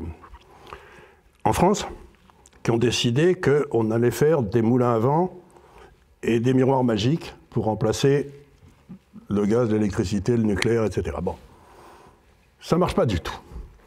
Tout le monde est d'accord là-dessus. Tout le monde est d'accord. Donc 80% de l'énergie mondiale, depuis 100 ans, c'est de l'énergie fossile. Et ça n'a pas changé d'un iota. On a dépensé pas loin de 1 000 milliards de dollars dans le monde à faire des moulins à vent et des miroirs magiques, qui ne servent à rien. À rien. Qui ne sont pas une énergie pilotable, c'est-à-dire que, grosso modo, s'il n'y a pas de vent, s'il n'y a pas de soleil, je ne sais pas si vous avez remarqué, mais la moitié du temps, pendant la nuit, il n'y a pas de soleil, c'est pas une découverte, comme on ne peut pas stocker l'énergie, ça ne marche pas. Donc, donc on a dépensé 1 000 milliards. Pendant ce temps-là, on a interdit aux sociétés pétrolières, du style Total, etc., d'aller chercher du pétrole dans le monde. On l'a interdit. Par exemple, les banques en Europe refusent de financer les recherches pétrolières de Total, etc. Bon. Donc le budget de recherche des sociétés pétrolières dans le monde entier, des 7 grandes sociétés pétrolières, est passé de 700 milliards de dollars à 300 milliards de dollars par an. C'est-à-dire qu'on ne trouve plus de pétrole. Mais par contre, la demande d'énergie continue à monter, parce que l'Inde se développe, la Chine se développe, etc. Donc, quand vous... La question que vous posiez, c'est êtes-vous pour ou contre le partage des richesses? Un peu. Mais rien du tout. Est-ce que vous êtes d'accord pour spolier le gars qui a fait des investissements pendant que vous faisiez des investissements mauvais? C'est ça la question qu'il pose. On n'a fait que des mauvais choix en France depuis 20 ans, et bien il est normal que la population paye le prix. Ça me paraît parfaitement normal, ils avaient qu'à pas élire ces corneaux. Non mais voyez donc, c'est pas un problème de philosophie, c'est pas un problème de philosophie. Mais non, c'est un problème parfaitement de philosophie. C'est un problème de compétence. C'est un problème de compétence. On a élu des imbéciles qui nous ont mis dans une espèce de situation impossible. Donc la raison pour laquelle Total fait des super profits, c'est que le prix du pétrole est passé de 20 à 120, ou à 100, ou à 80, mais il va repasser à 200 assez rapidement. Parce que nous avons fait les investissements dans le mauvais domaine. Parce que nous avions un État stratège qui voulait faire des moulins à vent pour sauver la planète. Parce que ça les aimait. Pardon, au passage, je crois que l'État est actionnaire de Total aussi. Donc il a de moins en moins. De moins en moins. Et puis surtout, Total, quand il va arriver les types de France. Total perd du fric en France. Hein. En France. En France. Mais bien sûr, mais parce qu'ils ont été prendre des risques en Afrique. Les seuls bénéfices de Total sont à l'étranger. Ils sont pas en France. Ils sont pas en France, ils gagnent pas un rond en France, ils perdent tout ce qu'ils veulent. C'est ça. Ils perdent 1 milliard par an en France. Allez, on arrive au terme de ce débat. Très vite, une réaction de Greg, de Rémi, et ensuite les caricatures. Je crois qu'il y a un problème de fond qu'on a tous soulevé, qu'il y a un problème lié à l'éducation, qu'il y a un problème lié à la... Ah non, on est à sec. On est à sec, là. Ah ouais, sinon, je vais boire du vin, je vais dire n'importe quoi. C'est le libéralisme. C'est le libéralisme, ça. Ben voilà, c'est le... Tu vois, le libéralisme, c'est la liberté. Alors, si vous êtes pour la contrainte, il faut le dire. Hein. T'as pas assez parlé, il y a un problème qui est évident. Allez, 3 dernières minutes avant la fin du débat. Je te la fais en 3. Mais non, tu me la fais en même une. Alors, effectivement, il y a un problème de notions fondamentales qui ont été perdues par les gens. Je pense sincèrement, puisque tu aimes bien souligner que je suis de gauche et humoriste, ce qui me vaut des critiques souvent assez néfastes dans les commentaires, mais j'ai aussi le malheur d'être libéral et girardien. Il faut que les gens se rappellent. Mais je bouffe pas à tous les râteliers, il y a une cohérence. Il va falloir que les gens commencent à comprendre que les individus, que l'État est un outil au service des individus. Ce n'est pas l'individu qui est un outil au service de l'État. Vous écoutez, j'ai écouté dans la voiture 15 pubs avant de venir, il y en avait 7 qui me disaient ce que je devais faire, où je devais le faire et comment je devais le faire. Et les gens ont intégré comme une normalité, le tout sous un espèce de discours de novlangue débile, du tous solidaire, tous vigilants, atchoum, qu'on était des outils au service de l'État. Non, c'est l'État qui est un service, qui est un outil à notre service à tous et en tant qu'individu isolé, premièrement. Deuxièmement, dans le sujet, c'est vrai qu'il y avait un truc que je trouvais un peu bizarre, c'est disait crise, inflation, etc. Manif. Est-ce que la France court à sa perte économique? Les manifestations qui se déroulent majoritairement dans la France n'ont rien à voir là-dedans. Elles ne sont pas une cause de déclin. Les manifestations qui ont lieu en ce moment, dans leur majorité, j'entends, depuis la crise des Gilets jaunes, ne sont pas des manifs type post-45 qui faisait dire à Maurice Thorez que la grève était l'arme des trosses, c'est-à-dire des trucs, on va prendre un peu de la puissance de l'État pour redistribuer à tout le monde parce que mieux vaut être troisième mais que les gens bouffent bien que premier, etc. Non. Les manifs qui ont lieu en France en ce moment, ce sont des manifs de la common decency. C'est-à-dire que si on suivait les recommandations qui sont faites par les Gilets jaunes, la France économiquement s'en sortirait mieux. Parce que le président de la République n'a pas à vendre des secrets industriels relevant du nucléaire et des secteurs stratégiques de l'État bon marché à des puissances comme les États-Unis qui sont des puissances alliées occasionnelles de l'histoire. Donc déjà, quand le peuple manifeste aujourd'hui, ce n'est pas pour affaiblir l'État, c'est pour virer les gens qui sont à sa tête et qu'ils l'affaiblissent parce que ce sont des traîtres politiques. Ça, c'est le deuxième point que je voulais souligner. Après, moi, je veux bien qu'on nous dise que la France court à sa perte. OK. Mais je voudrais savoir pourquoi. Parce que là, depuis le début de la Macronie, c'est le 4e narratif justifiant le serrage de ceinture qu'on nous vend. On nous a vendu qu'on était dans la merde parce que les Gilets jaunes. On vient de voir que c'est faux. On nous a dit ensuite que c'était parce que Greta Thunberg avait pris le Zodiac, qu'elle avait compris que la fin du monde arrivait et que donc il fallait moins consommer. Ensuite, c'était la faute d'un pangolin et maintenant, c'est la faute de Poutine. Je veux bien que dans tous les cas, il y ait une influence, mais elle n'est pas déterminante. Parce que le Covid, oui, effectivement, a une influence sur la situation économique française, mais parce que Macron fait 600 milliards de dettes.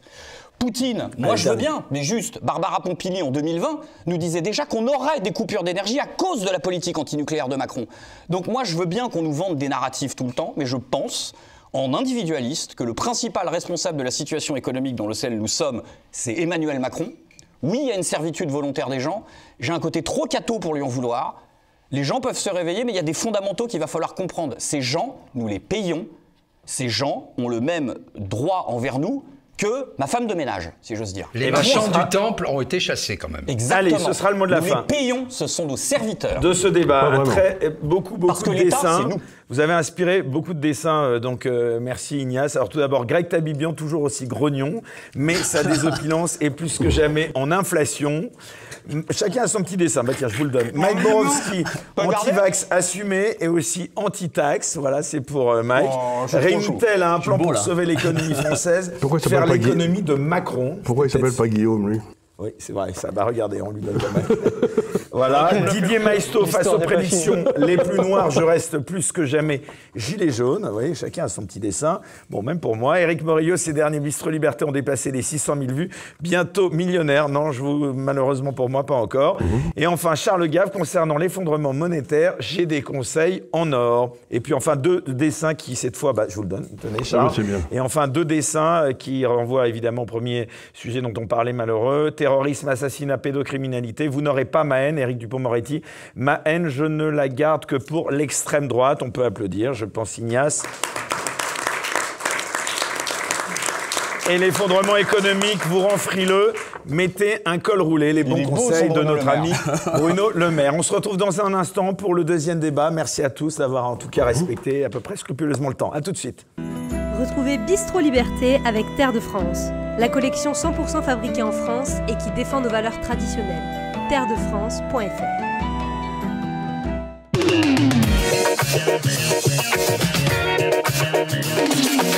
Voilà, avant d'aborder le second débat, je vous en prie, Charles, du saucisson, il y a des tomates et peut-être un peu de vin encore, Charles Mathieu, ce serait sympathique. En tout cas, le vin part très fort aujourd'hui. Je ne sais pas si c'est parce que j'ai dit que tu finissais toutes les bouteilles à la fin, mais là, il en restera plus. Un jour, tu paieras l'addition, ce sera en un coup, et puis ça arrivera. Mais... Alors, c'est l'heure de l'interview confession, cher Charles Gave. Je vous propose, c'est très simple, vous écoutez des questions, vous y répondez si possible, le plus rapidement possible. Première question. Quel est votre héros dans la vie réelle? C'est une bonne question. Il y a un homme qui m'a toujours fait pleurer chaque fois que j'étais le voir. C'était Jean-Paul II. C'est rigolo parce que je ne suis pas d'un naturel émotif, mais j'ai été le voir 2 ou 3 fois dans des grandes réunions, vous savez, à Lourdes ou à Paris, etc. Chaque fois que je le voyais passer avec sa croix loin, et j'étais très loin, je me mettais à pleurer comme un veau. Donc je me dis, Jean-Paul II, c'est mon héros. Eh bien, c'est votre réponse. Deuxième question. Quel don de la nature voudriez-vous avoir? Alors là, je peux vous raconter, il y en a plein que j'aimerais avoir, mais il y a un truc qui m'a toujours manqué, c'est savoir danser. C'est fou, j'ai été très bon en sport, j'ai été très bon dans des tas de trucs, mais alors danser, j'ai toujours dansé comme un cochon. Et j'ai toujours été jaloux des gens qui dansaient comme des papillons. Donc j'aurais aimé savoir danser, voilà. Troisième question. Et si vous étiez un livre? Si j'étais un livre. Vous en avez écrit plusieurs, hein? J'en ai écrit plusieurs, que 5 ou 6, mais c'était parce que j'avais du temps à perdre. Si j'étais un livre, j'aimerais avoir écrit Du pouvoir de Jouvenel. Pourquoi? Parce que c'est un livre prodigieux d'intelligence. Vous savez, c'est une réflexion sur la façon dont l'État croît sans arrêt, qu'on ne réussit pas à arrêter sa croissance. Il est là, il est comme un cancer qui se développe, on ne réussit jamais à l'arrêter. Il vous explique ça tellement bien. C'est un des livres qui a changé ma vie, quoi. Question suivante. Que chantez-vous sous la douche?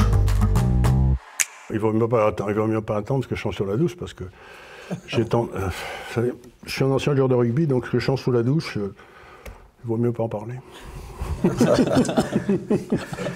Je suis sûr que c'est pas convenable. La question suivante. Avec qui aimeriez-vous dîner? Avec qui j'aimerais dîner? Avec qui j'aurais aimé dîner? Emmanuel Macron, je sens. Non, parce qu'il a rien à dire, le pauvre garçon. C'est pas un... Bah, tiens, si vous me demandez, j'aurais aimé dîner avec Ronald Reagan. Parce qu'il était poilant comme tout. Il disait des bêtises, il était marrant comme tout, et il respirait l'optimisme du début à la fin. À chaque fois que vous le voyez, il pète la joie de vivre. Oh, Donald Trump, ça doit être assez marrant. Aussi, oui, mais il n'a pas la profondeur intellectuelle de Reagan. Ouais. Reagan, c'était quand même le mec au poil, quoi. C'était... Il était ancien comédien, quoi, ancien acteur. D'abord, mais il avait beaucoup plus que ça, je veux dire. Moi, il y a une des histoires que je préfère, c'est qui m'avait été racontée, c'était par un type qui avait travaillé avec Reagan pendant des années, et qui lui avait demandé un jour, Monsieur le Président, pourquoi avez-vous envahi l'île de Grenade? Vous savez que c'était au début, quand les États-Unis ont recommencé à projeter, après la guerre du Vietnam, leur pouvoir militaire à l'extérieur. Et donc Reagan l'a regardé et lui a dit, je me suis demandé ce que John Wayne aurait fait. Et je me suis toujours dit, il s'est foutu de la gueule du mec, mais j'en suis pas sûr. 2 dernières questions. Que détestez-vous par-dessus tout? La bêtise au front de taureau. Vous savez, c'est-à-dire les gens avec qui vous ne pouvez pas parler, parce que simplement, ils sont enfermés dans une espèce de... Le communisme, vous diriez? Non, le communisme, ils n'étaient pas tous idiots. Vous pouviez être idiot, communiste ou de bonne foi, mais c'était un des deux. Vous étiez 2 sur 3, mais jamais 3 sur 3, quoi. Non, c'est simplement, vous avez des gens qui vous détestent tellement, ou qui détestent tellement ce que vous représentez, qui préfèrent arriver à la catastrophe plutôt que de vous écouter. C'est-à-dire la bêtise au front de taureau, c'est ce que je dis par exemple. Regardez De Gaulle au moment de la ligne Maginot, il a dit c'est une connerie, et on s'apprêtait à le mettre à la retraite, à recolomber les 2 églises en tant que colonel. Mais il était contre la ligne Maginot, pas parce qu'il était pour Hitler, mais parce que c'était très con. L'euro, par exemple, aujourd'hui, c'est la ligne Maginot, c'est très con, mais si vous êtes contre l'euro, vous êtes écarté de toute position de discussion en France. Ce qui est quand même étonnant, quoi, parce que j'ai peut-être des choses intéressantes à dire sur le sujet. Et on salue notre ami Tristan Mendès France, qui nous regarde. Allez, dernière question. Le taureau. Et pour cette dernière question, dites-nous, quel est votre rêve de bonheur? Un petit enfant. Ah, écoutez. Un petit enfant, j'adore les enfants quand ils sont tout petits. Vous savez, je suis un père avec une âme de mère, et donc avec les petits-enfants, je suis là, et j'en ai 11. Et donc, ils commencent à être grands, tous ces couillons-là, mais j'en ai 2 qui sont encore assez petits. Et donc, voir un petit garçon, une petite fille dont le visage s'éclaire quand ils vous voient arriver, c'est quand même ce qui peut être de plus beau dans la vie. C'est une bonne réponse. Merci beaucoup pour cette réponse. Merci également à Arnaud Soyer, qui est l'auteur de ces questions. On se retrouve dans un instant pour le 2e débat vers la fin de l'hégémonie américaine. Et je sens que ça va être encore animé. À tout de suite.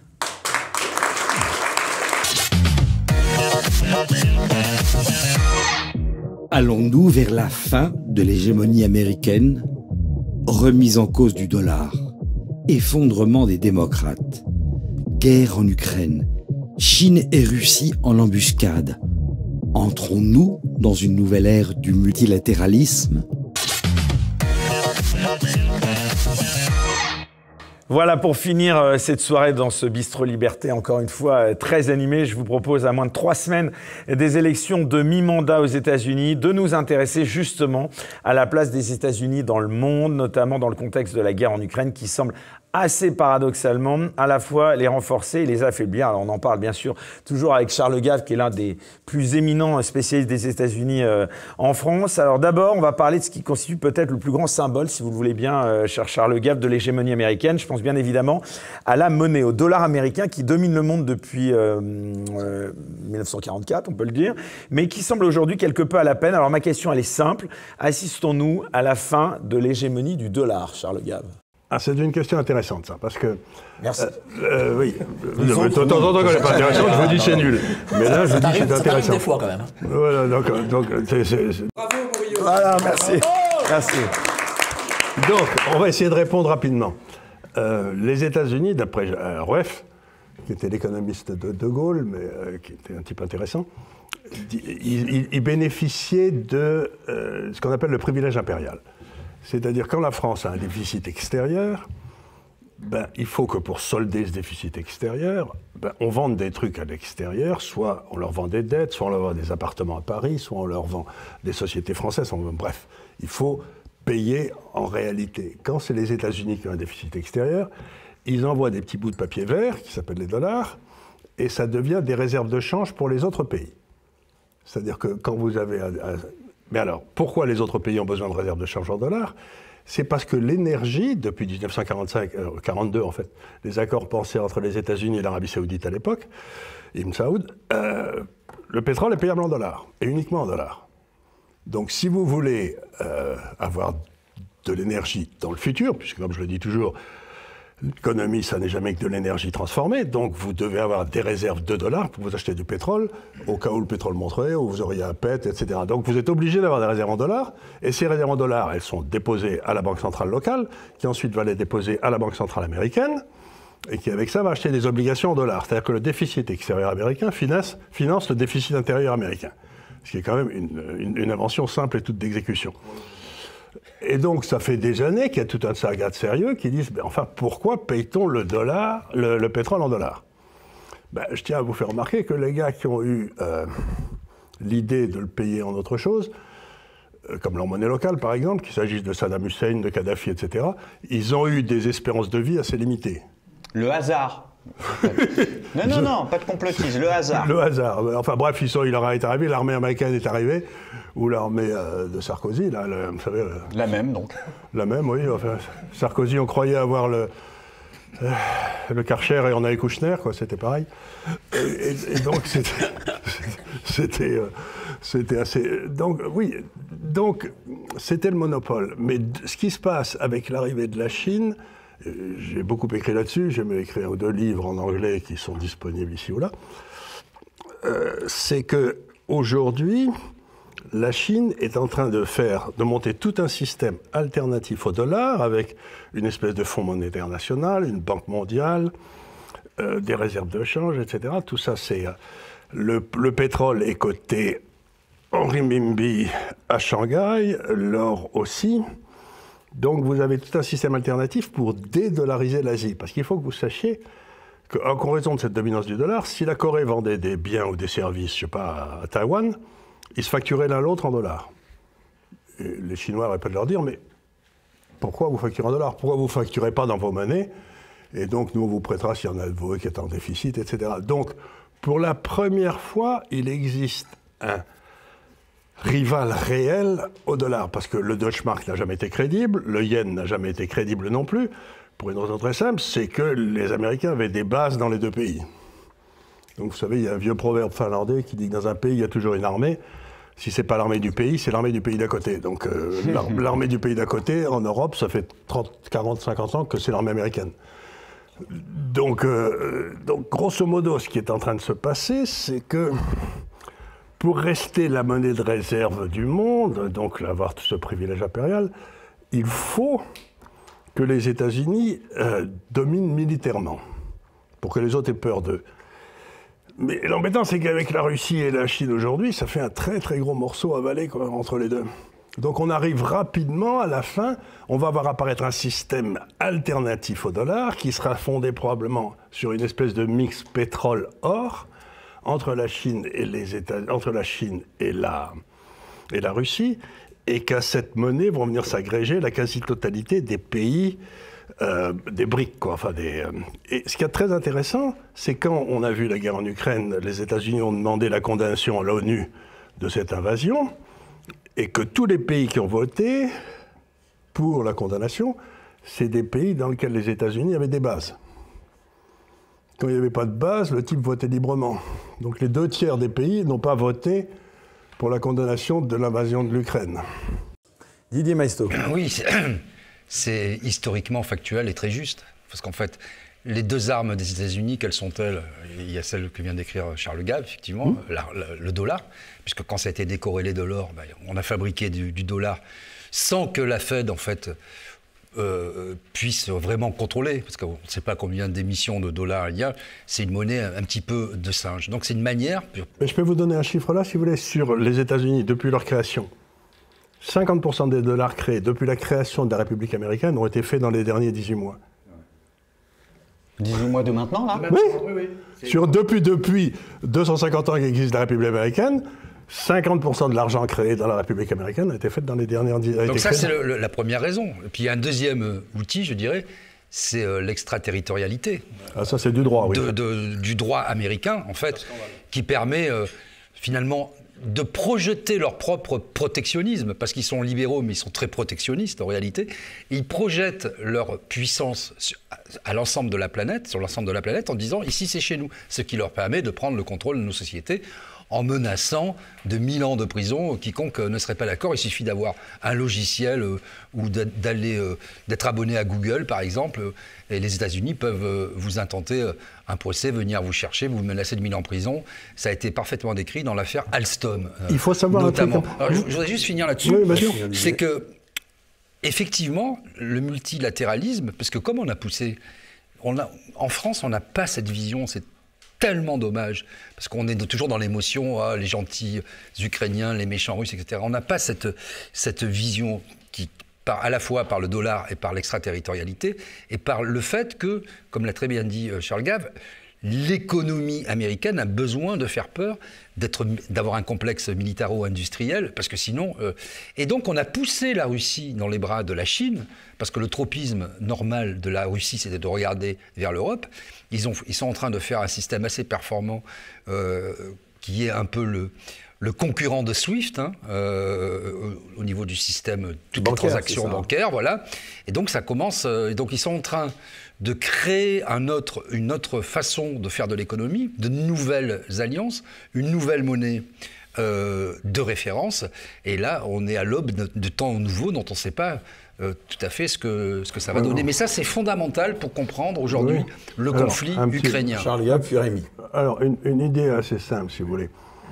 Bon, je vais le dire là. Vous vous endormez en 1790. Vous vous réveillez en 1830. Vous comprenez rien. Le monde a changé au-delà de tout ce qui est possible. Vous vous endormez en 1890. Vous vous réveillez en 1930. Vous comprenez rien. Vous vous endormez en 1990, comme vous vous réveillerez en 2030. Vous comprendrez rien. C'est-à-dire que la durée de vie des sociétés humaines dans une société capitaliste, des institutions, c'est à peu près 70 ans. C'est-à-dire que vous avez 70 ans de stabilité qui sont faites autour du gars qui a gagné la dernière Grande Guerre. Puis ensuite, le type, il s'effondre. Et puis vous avez 30 ans de merdier. Et aujourd'hui, on est rentré dans la période de 30 ans de merdier, quoi. Et donc, personne n'a la moindre idée de ce qui va se passer dans les 30 ans qui viennent. Mais ce qu'il y a de certain, c'est que toutes les institutions qui ont été faites dans l'ordre américain vont disparaître. Et avec elles, tout un tas de monnaie. Parce que ce qui était l'écu a disparu en 1797, dévaluation faillite des 2 tiers de la France, puis le mark et le rouble ont complètement disparu dans les années 1930, etc. Donc la grande question, c'est quelles sont les monnaies qui vont disparaître dans les... Mon idée, c'est l'euro.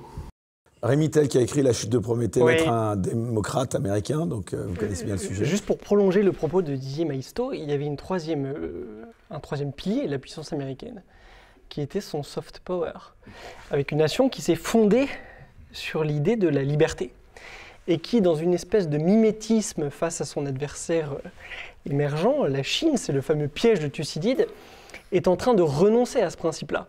c'est le wokisme, la cancel culture, tout ce qu'on voit sur l'inversion accusatoire, les délires immoraux complètement. Et donc ça, c'est en train de s'aborder les États-Unis. Et on le voit bien aujourd'hui dans ce qui se passe avec le conflit en Ukraine. Nous sommes ridicules. L'Occident est ridicule. Les États-Unis sont ridicules. On se moque de nous. Plus personne ne nous respecte. Qu'est-ce que vous voulez dire par là? Ce que je veux dire, c'est que le problème est en nous. On peut aller regarder, chercher des noises à Poutine, chercher des noises à l'islam radical, chercher des noises à tout le monde. Le problème est en nous. Je me sens moins seul parce que. Et voilà. Et pourtant, quand je dis ça, on me regarde avec des yeux hagards. Nous ne sommes pas crédibles. Voilà. Nous ne sommes pas crédibles. C'est un combat culturel à la base. C'est un combat cultuel. On se moque de nous. Nous avons renoncé à la plupart de nos principes, à la plupart de nos valeurs. Et ce qui partait en fait, du christianisme, hein, il faut être très honnête, c'est bien la matrice fondamentale de l'Occident, c'est dévoyé en espèce de logique des droits de l'homme, mais qui n'est qu'une façade à l'impérialisme, et en l'occurrence à l'impérialisme américain, et c'est la raison pour laquelle nous ne sommes plus respectés. Et c'est pour ça que la solution sera en nous, puisque le problème est en nous, la solution sera en nous. Et il n'y a pas besoin d'aller chercher ailleurs, en Chine, en Russie, d'essayer de détruire les uns et les autres, tant qu'il n'y aura pas de reconstruction intellectuelle, morale, économique du monde occidental, nous serons condamnés au déclin. On s'est fondé selon les préceptes d'Antigone, avec des droits naturels, des droits humains, etc. Et aujourd'hui, on a des tout petits créons qui sautillent, comme je disais. Et le problème, c'est ça, c'est ce va-et-vient stupide entre le relatif et l'absolu. On ne vit plus que dans l'absolu, et les chaînes d'infos, une info chasse une autre, etc.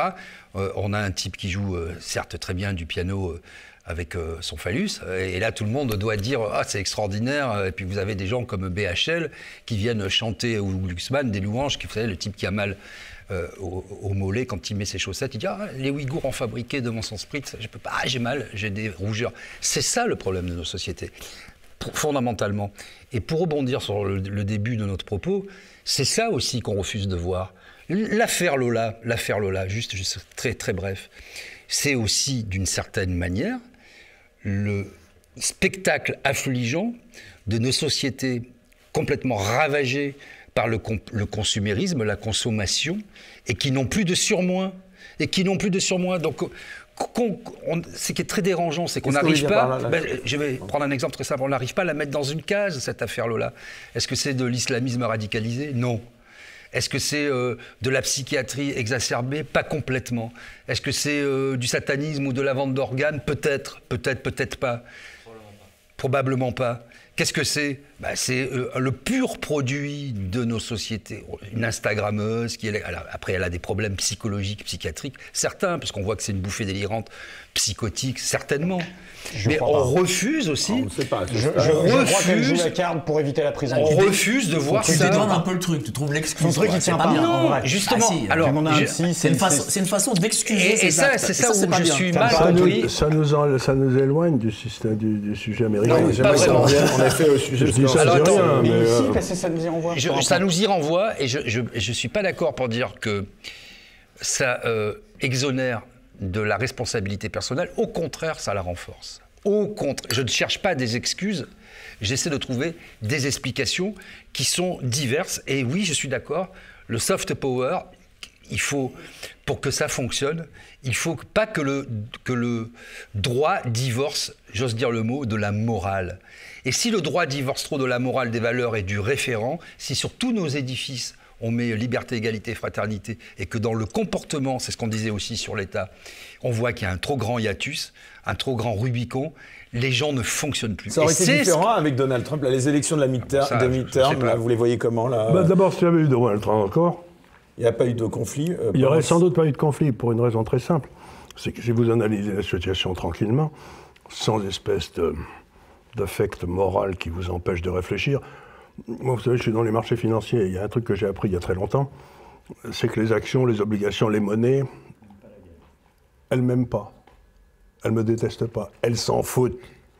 Donc je dois analyser les choses froidement, parce que c'est pas parce que j'aime une action qu'elle va monter, cette andouille.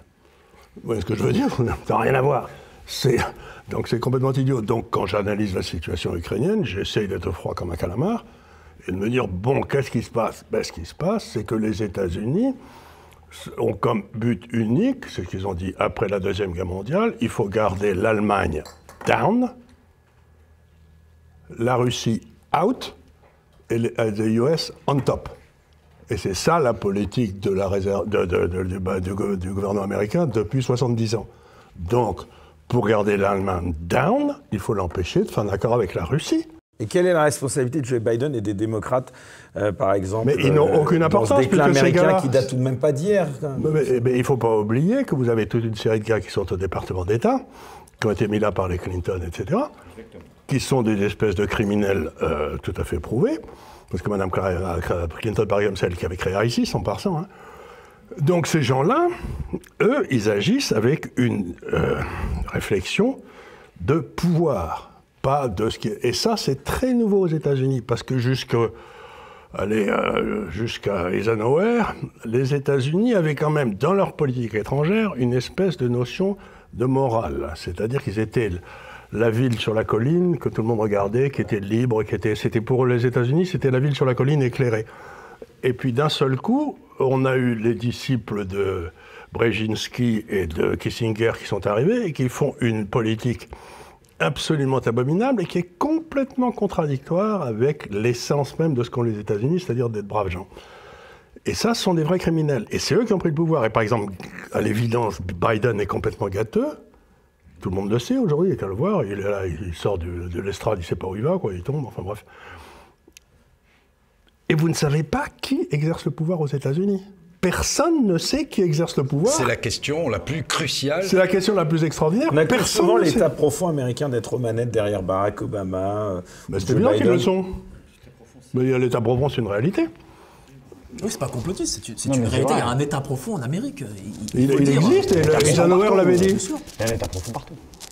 Mike, justement... Alors, il faut dédollariser, c'est une évidence, mais il faut que nous, Européens, Occidentaux, et plus particulièrement nous, Français, nous nous rebellions aussi. Moi, je n'ai pas envie d'être derrière des Chinois ou des Russes. Mais qui derrière l'État profond? Surtout que les Chinois, on a parlé de guerre, mais les Chinois, moi, je veux savoir quelle guerre dans leur histoire, enfin, quelle grande guerre ont-ils gagné? Voilà, donc ça, on ne sait pas, parce que c'est pas non plus une grande puissance militaire. Ils ne gagnent jamais une guerre, ils absorbent l'envahisseur. Et les Russes, c'est la civilisation de... Non, mais non, on a parlé de guerre. Les Tibétains, ils en ont gagné beaucoup, mais vu qu'ils ne la font pas, tu la vois pas. Ah ouais, d'accord. Bah si. Mais et les Russes, entre nous, pour moi, c'est une force d'appoint, c'est pas une puissance. Alors peut-être parce que je suis polonais, je dis ça, donc là, vous connaissez le tropisme, hein, même si je suis pas du tout pro-ukrainien, là, pas du tout, faut qu'on me mette pas dans une case. Mais moi, je vais vous raconter une histoire. Quand j'étais môme en Pologne, à la chute du communisme, je voyais les soldats russes, quand ils sont partis, ils pleuraient. Vous savez pourquoi ils pleuraient?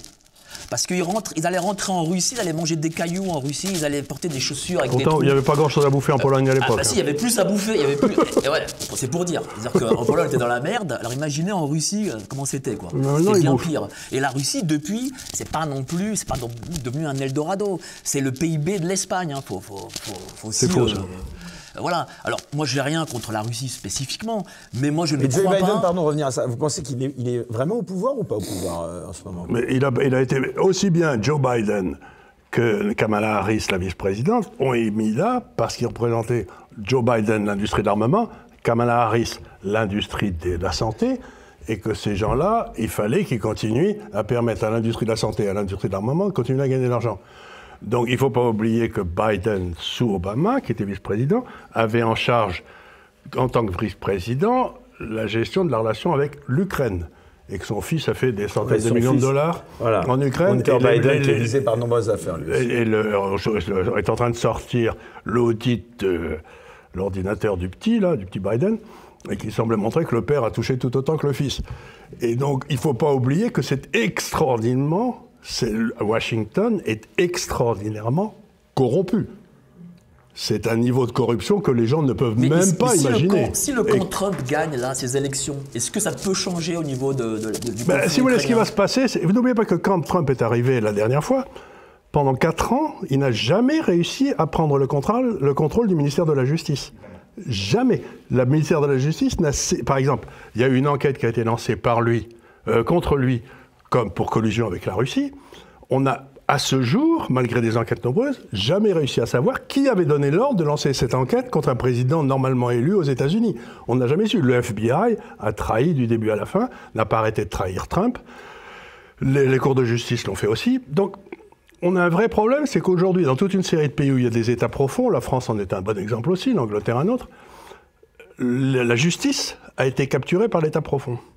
Donc, vous avez une espèce de monstre qui se met en route, où le type qui n'est pas d'accord se retrouve littéralement en cabane parce que la justice n'est pas d'accord avec lui. Regardez ce qui est en train d'arriver à Assange.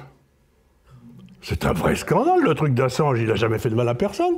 Il va passer sa vie en tôle maintenant.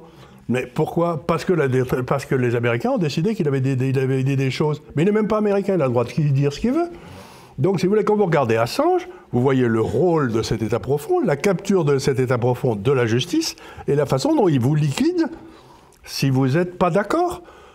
Ben oui, moi, c'est pas vraiment mon idée, quoi. Rémi Tell, j'aimerais qu'on parle de la guerre en Ukraine après. En 3 mots, Eric, je crois que nous sommes le 26 octobre, les élections auront lieu le 8 novembre. Nous vivons les 2 semaines les plus périlleuses pour la sécurité internationale que nous avons connues depuis l'été 1939. C'est un monde qui s'effondre sur le plan idéologique, sur le plan économique, et ce n'est pas le libéralisme, le capitalisme de connivence. C'est le grand banditisme, oui. Et le grand banditisme. Et les démocrates américains, ils l'ont montré, sont prêts à tout. Ils sont prêts à tout. Et personne ne sait ce qui pourrait se passer dans les 2 prochaines semaines. Alors je le dis à ceux qui nous écoutent, évitons les réactions trop émotionnelles aux événements qui pourraient survenir dans les prochains jours. Pensez quoi ? Je sais pas, il y a des rumeurs qui circulent actuellement sur une bombe sale préparée par l'Ukraine avec une accusation des Russes. Je n'ai pas d'informations, évidemment. C'est ce qui circule. Mais je peux vous donner un autre exemple. Ça a été démenti par Kiev, hein, ça. Oui, ça a été démenti par Kiev. Mais ça précipiterait un conflit mondial. Ça va, alors on peut faire confiance à Zelensky, c'est bien, je vois que vous faites partie de ce complot international. Je ne fais qu'apporter des J'appelle les Français qui nous écoutent à l'indépendance d'esprit, parce que les 2 semaines qui viennent, parce qu'elles sont décisives justement pour l'oligarchie, vont être l'objet de toutes les manipulations. Je vous donne un exemple. Les États-Unis ont décidé de transporter la 101e division aéroportée américaine. Une division, c'est beaucoup de soldats. Hein. Et ils les ont installés où ? À 3 km de la frontière ukrainienne, en Roumanie. Mais vous vous rendez compte de ce que ça veut dire de mettre la 101e division aéroportée américaine ? C'est la 3e guerre mondiale ? Mais ça veut dire que s'ils font 3 km, les mecs, ils rentrent en Russie. Ils sont co-belligérants. La 101e, symboliquement, dans l'armée des États-Unis, la 101e, c'est vraiment c'est un peu comme nos paras, quoi. C'est vraiment sur la 101e, 42. Donc, si la 101e fait 4 km et rentre en Ukraine, eh ben, le coup est parti. Mais quel est le fou qui met 30 000 soldats puissamment armés à la limite d'un pays où il y a une guerre et qui peut déclencher ça? Le président peut-être le président des États-Unis, parce que les Ukrainiens ont sur lui des informations, puisque c'était par l'Ukraine que passait toute la corruption américaine, sur le président des États-Unis, et la raison pour laquelle il est pour la guerre en Ukraine, c'est peut-être parce qu'on l'a dit, t'as pas le choix maintenant, et c'est peut-être pour ça qu'on l'a mis là.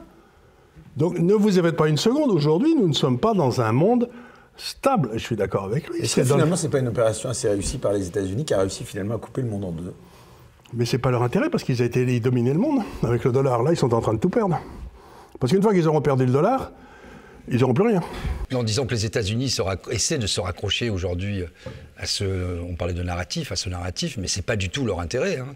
Le seul intérêt, et c'est un intérêt à court terme, c'est de nous vendre un peu de gaz de schiste, et encore dans des proportions pas considérables. On est le plus gros acheteur de gaz de schiste américain en France. Voilà, donc... on est des bons citoyens énorme, américains. Mais eux, ils sont dans un peu une tentative désespérée, le mot est fort, mais ils sentent bien que là, ils sont en train de perdre leur hégémonie. Mais est-ce qu'ils ne veulent pas être justement les leaders de l'Occident contre un autre pôle? Mais pour être le leader de l'Occident, il faut représenter les valeurs de l'Occident. Aujourd'hui, si vous voulez, comme on l'a dit avec le Brook et tout, c'est ce que disait Chesterton, quand les gens ne croiront plus en Dieu, c'est pas qu'ils croiront en rien, c'est qu'ils croiront n'importe quoi. C'est notre nouvelle idéologie. Ben, je sais bien, mais c'est pas l'idéologie de la population. Vous n'allez pas demander à des jeunes Français d'aller se battre pour les LGBTQ ou je sais pas quoi.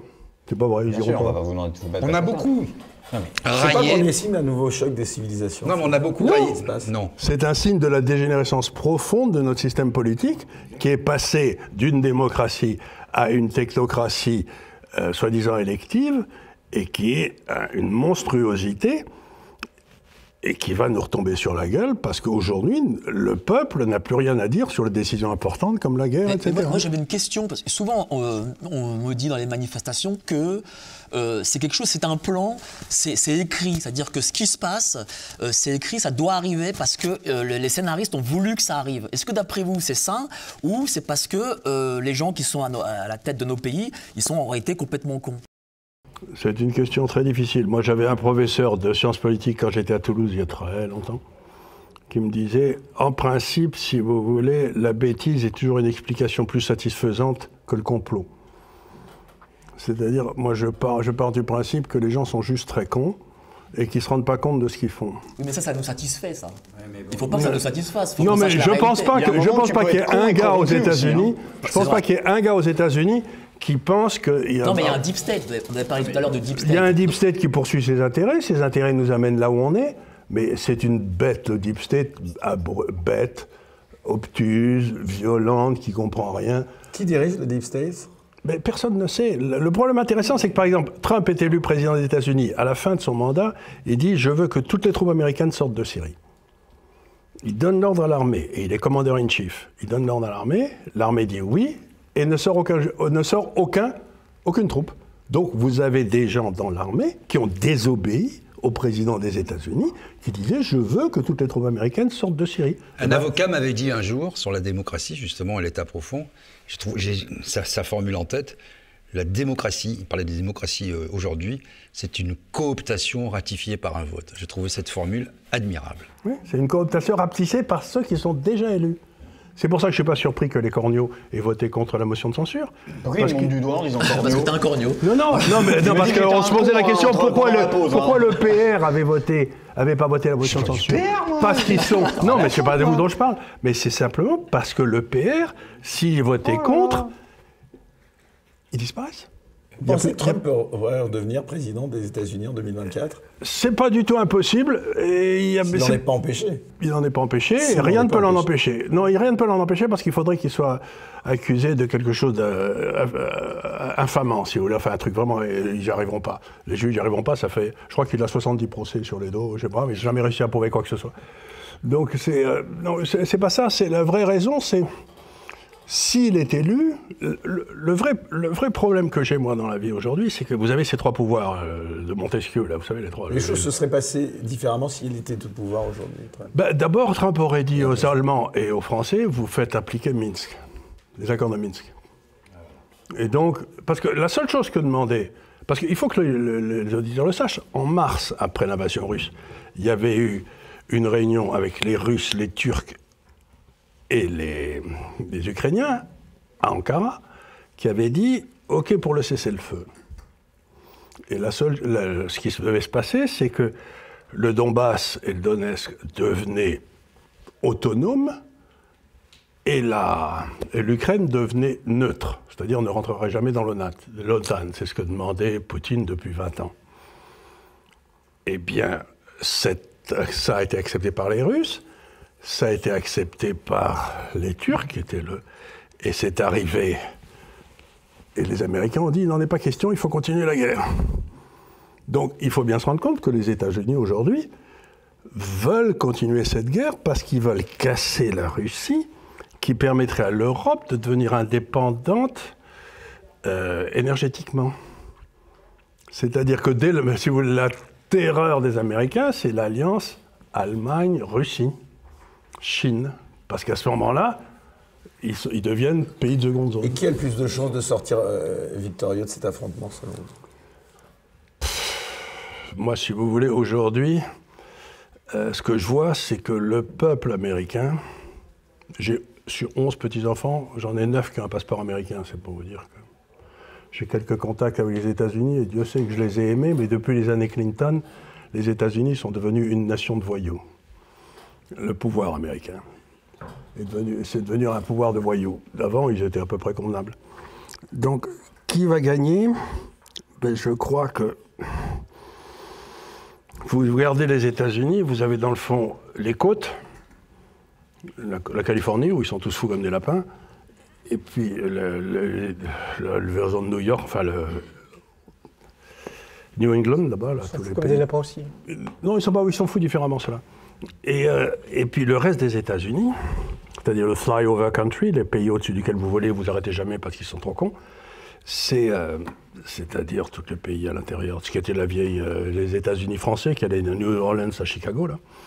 Tous ces gars-là, je crois qu'ils vont voter massivement pour se débarrasser des côtes. Donc le vrai risque aujourd'hui, c'est une partition des États-Unis. Oui, alors effectivement, partagez ce point de vue la guerre civile couve, et peut-être qu'elle aura lieu, ça c'est très probable. Je crois que à l'heure actuelle, les États-Unis ont perdu puisqu'ils ont décidé de copier un autre modèle que le leur. En l'occurrence, le modèle chinois. Mais l'Occident, dans son ensemble, possède encore les ressources de sa survie. Enfin, on a tous vécu les 2 dernières années en côtoyant des gens qui, quel que soit le niveau social, quelle que soit l'origine ethnique, avaient tout compris de ce qui était en train de se passer. Si ces gens-là se mobilisent, prennent conscience d'eux-mêmes et se décident à enfin s'emparer de l'avenir de la France et de l'Europe et par là même de l'Occident, rien n'est perdu. Rien n'est perdu. Mais ça ne tient qu'à nous. Les ressources sont en nous. Moi, j'y crois. Il faudrait l'optimiste. Greg Tabibian. Il faudrait peut-être avoir des armes. Oui, il faudrait peut-être avoir des armes. C'est ce qu'il y a de bien avec les États-Unis, c'est que la population est armée. Donc. Mais nous, ça, c'est vrai. Pétain. Nous, on n'a pas d'armes. Bien sûr. Depuis Pétain. Officiellement. D'ailleurs, les gens l'oublient souvent. C'est le régime de Vichy qui interdit les armes en France. Bien sûr. Greg Tabibian, tu sais ce que disait Adolf Hitler. Il disait, pour soumettre une population, commencer par les désarmer. Je suis totalement d'accord, mais je ne vais pas défendre le port d'armes, même si je viens d'une famille de tireurs sportifs, professionnels et champions de France. Ça va les chevilles ? Ça va, c'est pas moi, c'est mon père. Non, mais quand même qu'on rétablisse un peu de réel politique, parce qu'on nous accuse tous les jours d'être complotistes, et M. Mendès France nous accuse tous les jours d'être complotistes. Mais les complots existent, hein. Donc, même si on est complotiste. Bien sûr, mais nous sommes accusés d'être des complotistes, d'être des machins milieux. Donc, arrêtons. Il n'y a pas d'État profond aux États-Unis. Il y a un président de la République, il y a un président des États-Unis qui s'appelle Barack Obama, et voilà. Point. Non, mais c'est vrai. Il n'y a pas de choses cachées, etc. Il suffit de. Et d'ailleurs, un petit dessin là d'Ignace qui tombe à pic. Joe Biden, c'est l'État sénile profond. Mais moi, ce qui m'effraie, c'est que je crois que nous ne sommes pas préparés. Je crois que nous ne sommes absolument pas préparés au monde qui vient en France. Tu posais la question tout à l'heure de ce qui effrayait le plus les invités. Moi, ça m'est très souvent reproché. Moi, c'est la guerre civile. J'ai une peur bleue. Pas la guerre mondiale en ce moment. La guerre civile. Qui vient de la guerre mondiale ou autre. La guerre mondiale, aurons-nous la folie y retourner? La guerre civile me fait très peur. Mais c'est normal. Berlusconi a dit qu'il était très inquiet. C'est normal, je suis libéral. Donc pour moi, la guerre civile, c'est le but de la politique moderne, depuis le début de la modernité, c'est-à-dire pas l'humanisme et les guerres de religion, c'est d'éviter la guerre civile. C'était le pire scénario du tous contre tous, délirant, mortifère et absurde. Et je crois que nous ne sommes pas préparés. Parce que quand on dit à des gens qu'il y a un risque de guerre civile, ils rigolent. Quand on dit aux gens qu'un gouvernement qui vend des secrets industriels aux États-Unis, qui a 30 affaires de corruption au cul, pourrait peut-être nous faire douter du caractère démocratique de notre société, on rigole. Quand on nous parle d'effondrement économique, on rigole. Ce n'est pas possible. On a l'impression, on est revenu à Fukuyama, on est ressorti de l'histoire, visiblement. Ça me paraît assez délirant. Je ne sais pas où jusqu'où tout ça ira.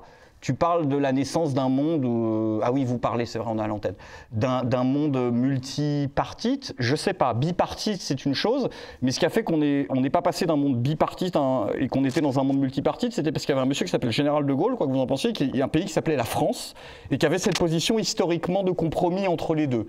Aujourd'hui, elle n'existe pas. Nous sommes des laquais des Américains. Donc que nous revenions à un monde pluraliste, je n'y crois pas une seule seconde. Que nous revenions à un monde binaire du narratif contre narratif, je crois qu'on est dedans. Et je suis effrayé parce que je vois des choses à la télévision que je n'ai pas vues depuis la guerre d'Irak. Je revois tous les éditorialistes de gauche, les Jean Quatremer, les machins, dire « Mais nous sommes en guerre contre Poutine, nous devons envoyer des soldats. » Tous ces salauds qui défendaient la guerre en Irak et qui aujourd'hui redéfendent la guerre en Ukraine alors que ni eux, ni leurs fils, ni leurs petits-fils n'iront jamais.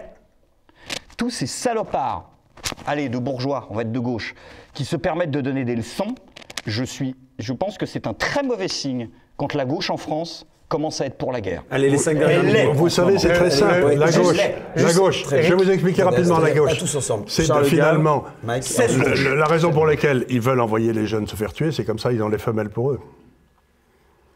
C'est vrai qu'il en a besoin, l'espace. C'est l'histoire des singes. On envoie les jeunes singes se faire tuer, et les vieux singes restent avec les femelles. Il faut se dire les choses, l'avenir va être noir, on aura et la faillite et la guerre civile.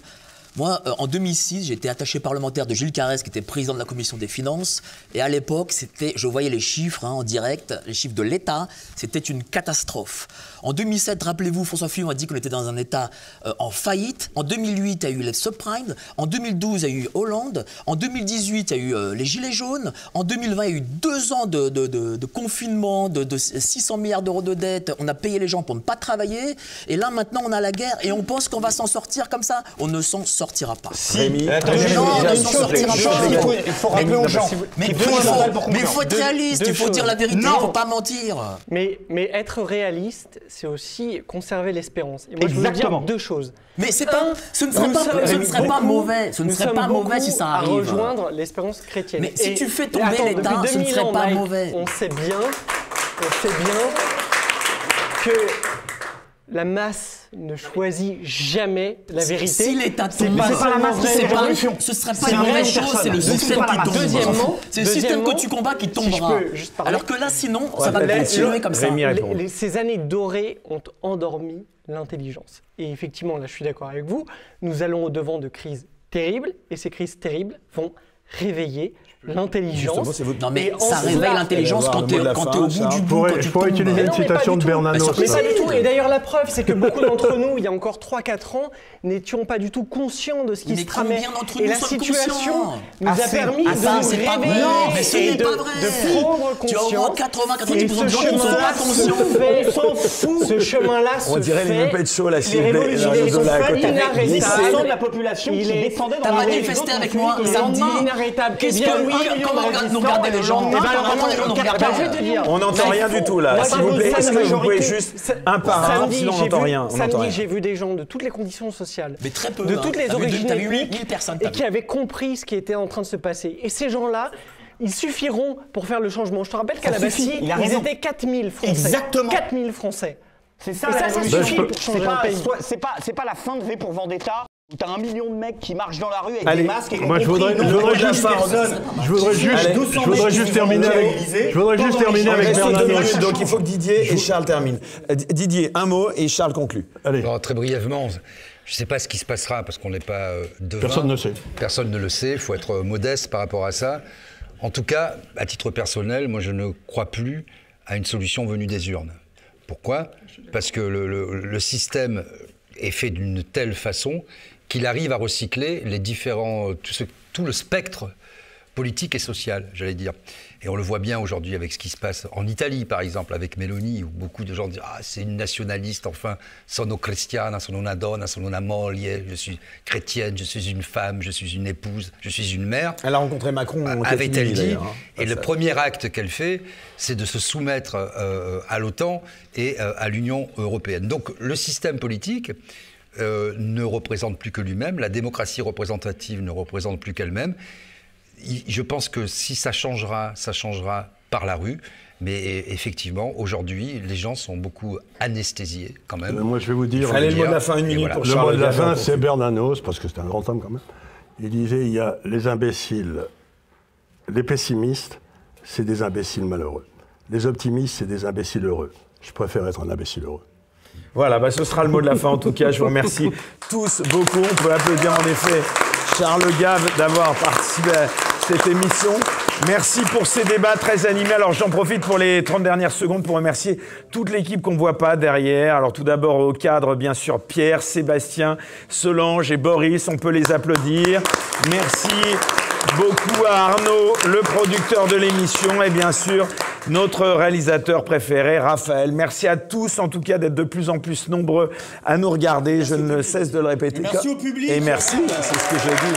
Merci à vous tous. Et on se retrouve pour...